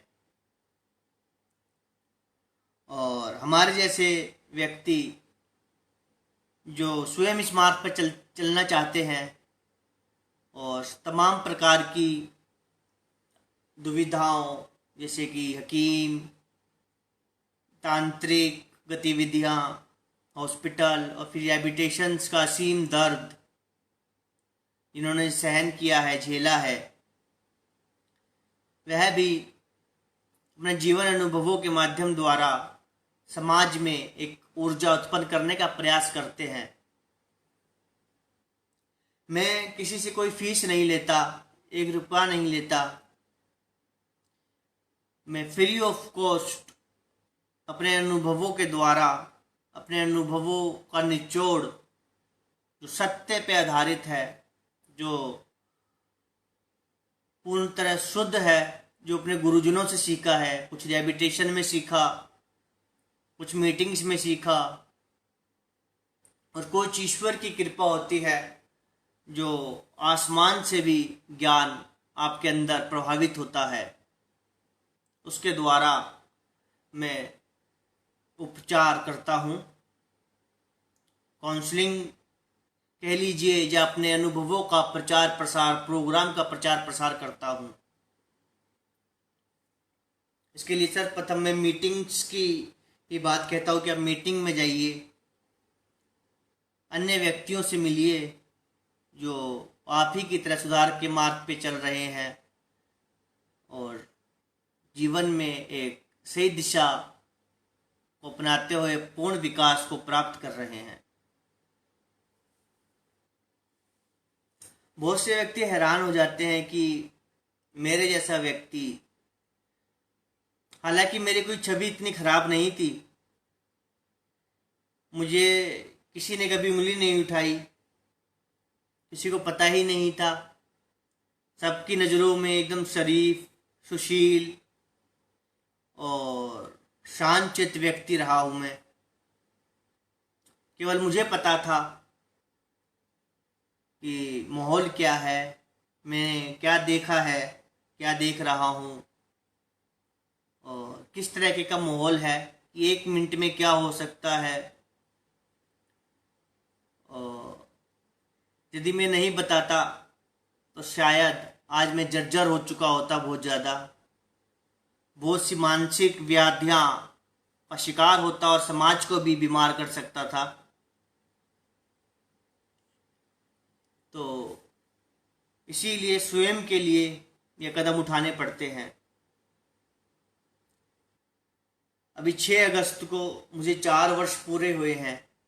हालांकि क्षेत्र में बहुत बड़े बड़े महारथी हैं, काउंसलिंग करते हैं, एक काउंसलिंग के या 20 से 25 हज़ार रुपये तक ले लेते हैं, 50 हज़ार रुपये तक ले लेते हैं। उन्हें ज्ञान है नहीं है, क्या सीखा है, ये तो वो ही जाने। मैं तो इतना ही जानता हूँ कि मैं एक स्वस्थ जिंदगी जीना चाहता हूँ। एक शिक्षित बाल्यकाल से ही शिक्षित होना चाहता था और इस समाज के लिए, देश के लिए जो कुछ भी मैंने सीखा है उसके द्वारा समाज की मुख्य धारा के साथ जुड़कर मैं कार्य करना चाहता हूँ। इसके साथ ही मीटिंगों में जो मैंने सीखा, कार्यक्रम का प्रचार करना, अपने अनुभवों का प्रचार करना, क्योंकि यदि हम अपने अंदर की इस अग्नि को अंदर रोक लेंगे तो वह स्वयं को जला देगी और पॉजिटिव की जगह हम नेगेटिव में जा सकते हैं। इसीलिए जब हम प्रचार करते हैं, अन्य ज़रूरतमंदों की मदद करते हैं, तो उसमें हमारी भी मदद हो जाती है।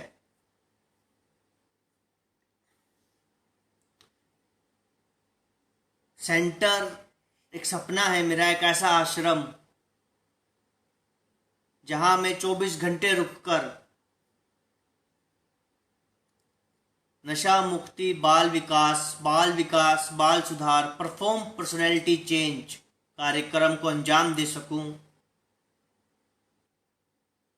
और आज जो बच्चे अपने घर परिवार पर एक बोझ लगते हैं, उन्हीं में से IAS, डॉक्टर, स्पोर्ट्स पर्सन, एक महान व्यक्तित्व की ओर उनको अग्रसर कर सकूं।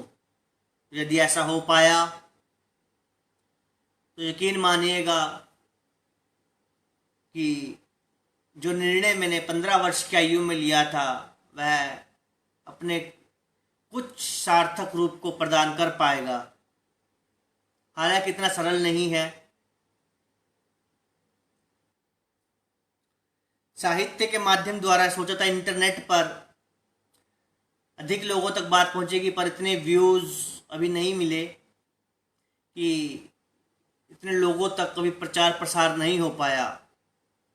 तो ऐसा लगता है कि जो किताब है, क्योंकि वहाँ डिस्ट्रीब्यूट होते हैं और पब्लिकेशंस हाउस की इतनी पहुंच होती है कि वे जितने व्यूज़ यहाँ दिखते हैं, 20 व्यू, 25 व्यू, 50 व्यू, इससे ज़्यादा व्यू तो हम किताब छाप कर बांट कर इनसे ज़्यादा व्यक्तियों तक पहुंच बना सकते हैं। परंतु अभी इंटरनेट पर नया हूँ, कुछ ही वर्ष हुए हैं, हो सकता है आगे व्यूज़ बढ़ें और अपने ही देश में नहीं, विदेशों तक भी मेरी बात, मेरे अनुभव पहुंच पाए।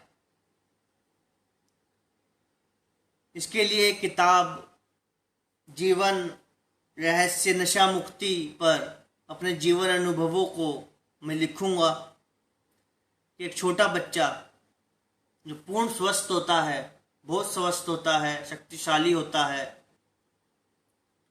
जिसमें ऊर्जा होती है, ताकत को जानता है, सकारात्मक ऊर्जा को जानता है, महसूस करता, क्या महसूस करता है और ठान चुका है जीवन में कुछ करना। विद्यालय जाता है तो वहाँ भी वह समझ जाता है कि क्यों आए हैं। शिक्षा, किताब, गुरु का महत्व अच्छे से जानता है और सक्रिय हो जाता है जानते ही कि यही एक जरिया है। फिर भी ऐसा बालक असंगत में पड़ता है, व्यसन में पड़ जाता है, जर्जर होने लगता है और सुधार के मार्ग पर अनेक प्रकार के एक्सीडेंट, चोट और अविश्वास की कमी, बहुत से ऐसी मानसिक परेशानियां से जूझता है। शिक्षा, जिसका महत्व बचपन से ही पता था, जो एक बहुत सरल एक विषय था, उसको पढ़ना ही एक युद्ध बन जाता है और उस युद्ध के दौरान किन किन समस्याओं से जूझते हुए स्नातक होता है और यहाँ अवसर नहीं है जीवन में एग्ज़ाम देने की, आयु इतनी हो गई उस समय तक, फिर भी शिक्षा अर्जित कर रहा है। एक उम्मीद है कि अभी 2 साल उसको मिलेंगे, अगर बिना उत्तीर्ण होके वो स्नातक हो पाया। इस विश्वास से वो अनपढ़ से पढ़ना प्रारंभ करता है, स्नातक होता है और उन 2 वर्ष जो उसको प्राप्त हो जाते हैं, जो खींच के लाता है, पाताल लोक से, तमाम व्याधियों से लड़ते हुए उसमें कुछ भ्रष्टाचार का शिकार होता है और बहुत सी दुख तकलीफ़ों का सामना, फिर रेबिटेशंस का दर्द और सुधार के मार्ग के जो अनुभव होते हैं, किन किन व्यक्तियों से मिला, बच्चों से मिला, अपने खुद के जो उसके अनुभव इतने हो जाते हैं, उन सब पर एक पुस्तक लिखने का विचार है। कुछ ब्लॉग मैंने प्रकाशित करे थे वर्ड प्रेस पर, एक सत्य के नाम से 6 से 7 ब्लॉग प्रकाशित करे हैं। इस पे रेबिटेशंस के बारे में मैंने कि वो दिन जिस दिन गया था और अंदर तक पहुंचा, कुछ ऐसे 6 से 7 ब्लॉग मैंने लिखे हैं। तो उनको भी मैं सक्रिय कर अब वीडियो रिकॉर्डिंग के रूप में चैनल लाइव के माध्यम द्वारा अपलोड करूँगा और पुस्तक भी लिखूँगा, जिससे नशा कोई समस्या इतनी नहीं है जितना आपसी कम्युनिकेशन का गैप हो जाता है, जिसके कारण व्याधियाँ बढ़ती है, नशा भी बढ़ता है और बहुत सी ऐसी समस्याएं हैं। इन सब टॉपिक्स को मैं, विषयों को उसमें काफ़ी गंभीरता से उछालूँगा। इसके साथ ही एक कहानी, अति विस्तृत कहानी पूर्ण करी है, जिसकी नाम मात्र की एडिटिंग बची है और बहुत विस्तृत कहानी है, कहानी प्लस नाटक है और पूरी स्क्रिप्ट है। कहानी नाटक पढ़ेंगे तो आपको एक अलग ही अलौकिक अनुभव होगा, मज़ा आएगा, आंसू आएंगे, क्रोध आएगा, हंसी आएगी, क्योंकि यह जीवन के सत्य पे है। उसे भी प्रकाशित करवाना है जल्दी। इसके साथ ही इंटरनेट पर जो सैकड़ों रचनाएं पब्लिश करी है ब्लॉग साइट पर, उन सबको भी एक संग्रह कर कर पब्लिश करवाऊंगा जल्द ही। हो सकता है कि जो कहानी लिखी है, जिसकी नाम मात्र की एडिटिंग अभी शेष है, नाम मात्र की ही शेष है, लगभग 1000 से अधिक शीट्स में मैं लिख चुका हूँ वो कहानी। उसके साथ ही संग्रह, अपना इंटरनेट पे जो कहानी है उनका संग्रह, साथ ही पुस्तक एहसास जिसका डिस्ट्रीब्यूट नहीं हुआ, जिसको मैंने अपने हाथों से केवल वितरण किया था सब पुस्तकों का, उसका भी संशोधित रूप कर कर पब्लिश करवाना है। तो कहानी जिसका भी नाम नहीं दिया जा, तो कश्मकश, एक जीवन संघर्ष या बहते अश्क या आंसू, बहते आंसू, इसी प्रकार से कोई नाम के साथ इंटरनेट का संग्रह और पुस्तक एहसास का संशोधित रूप, तीनों पुस्तक एक साथ प्रकाशित करवानी है जल्द ही। और अपने जीवन सुधार, नशा मुक्ति, बाल विकास, परफॉर्म पर्सनैलिटी चेंज, इसमें बहुत से गहन विषय है। अपराध भी सम्मिलित है, नशा भी सम्मिलित है, शिक्षा भी है। और जो बच्चा देखता है आंखों से बचपन से शोषण अन्य बच्चों का, और जो जाने अनजाने औरों के लिए हंसी की एक विषय होती है, परंतु जिस बच्चे का शोषण हुआ है उसका जीवन बदल जाता है और वह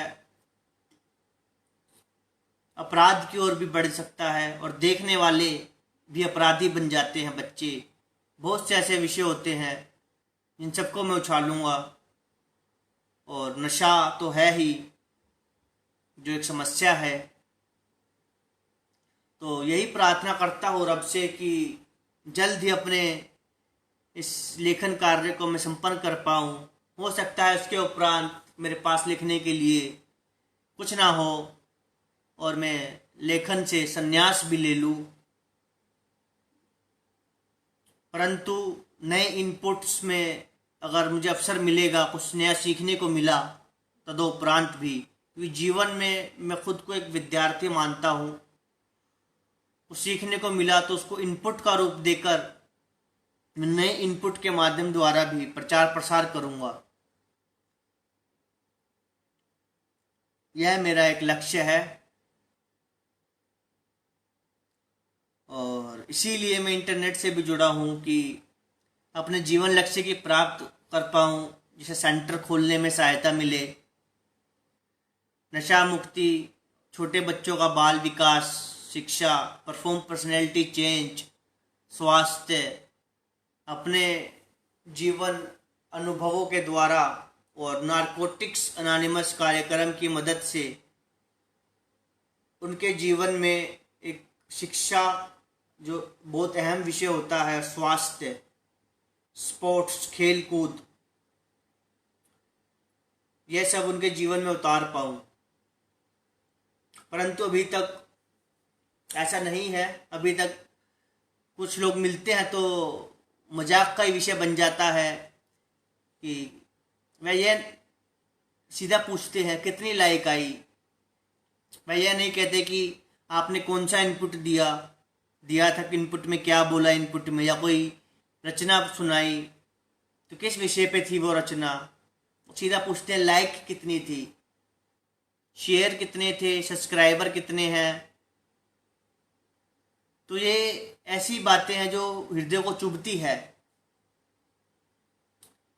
अगर कोई पूछे वो रचना किस विषय में थी तो दिल को एक तसल्ली मिलती है कि हाँ भाई यह जागरूक है समाज को दिशा दिखाने के लिए।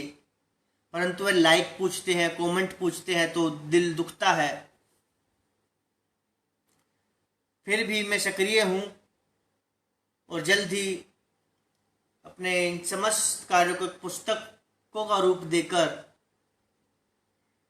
देने का प्रयत्न करूँगा।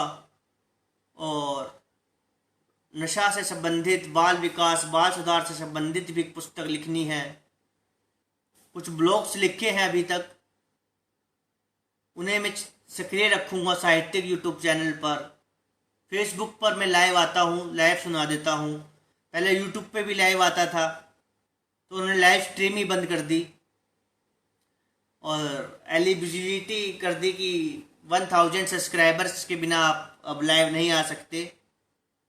तो मैं यही मानता हूँ कि जीवन में जो भी प्रक्रिया होती है, आपकी परीक्षा लेते हैं, आपकी दृढ़ता की परीक्षा होती है कि आप कितने सक्रिय हैं और कितना खुद पर विश्वास रखते हैं।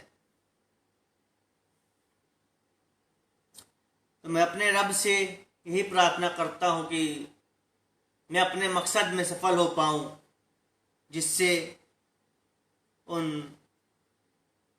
बच्चों को एक सही राह दिखा पाऊँ जो जीवन को जीना चाहते हैं। उनके लिए मुझे सफल होना पड़ेगा।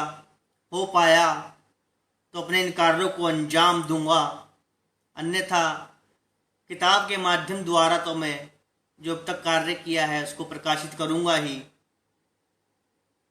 अब आपका अधिक समय न लेते हुए विदा चाहूँगा, क्योंकि आने वाला समय अत्यंत ही सक्रिय अभी भी सक्रिय था और आने वाला समय शायद और सक्रिय हो जाए, क्योंकि इंटरनेट पर आप संपूर्ण कार्य नहीं कर सकते। उसके लिए सेंटर, शिक्षा, अध्यापक, यह सब आपको रखने होते हैं, उसके लिए कार्य करना होता है। और इंटरनेट पे भी अभी तक इतना प्रसार नहीं हुआ, और जो कार्य किया है उस पर जब लाइक, कमेंट जैसे सवाल उठते हैं तो मन दुखी होता है और सोचने को विवश हो जाता है कि इंटरनेट पर आए ही क्यों। परंतु प्रोग्राम, एक नेक कार्य हमें इतना बल देता है कि ऐसे विचार चाहे कितना ही नकारात्मक प्रभाव हम पर छोड़े या छोड़ने का प्रयास करे, हम उतने ही सक्रियता से सक्रिय रहेंगे और अध्यात्म का कार्यक्रम का प्रचार करेंगे, जिससे आने वाली नस्लें नशा, ड्रग्स, व्यसन से बचते हुए शिक्षित हो पाएं। और जो इस जाल में फंस चुके हैं जो बच्चे, वह भी इस जाल से निकलते हुए स्वयं को समाज की मुख्य धारा में जुड़ पाए, शिक्षित हो पाए और एक व्यवसाय कर पाए और अपने परिवार से जुड़ पाए। यही एक जीवन लक्ष्य है।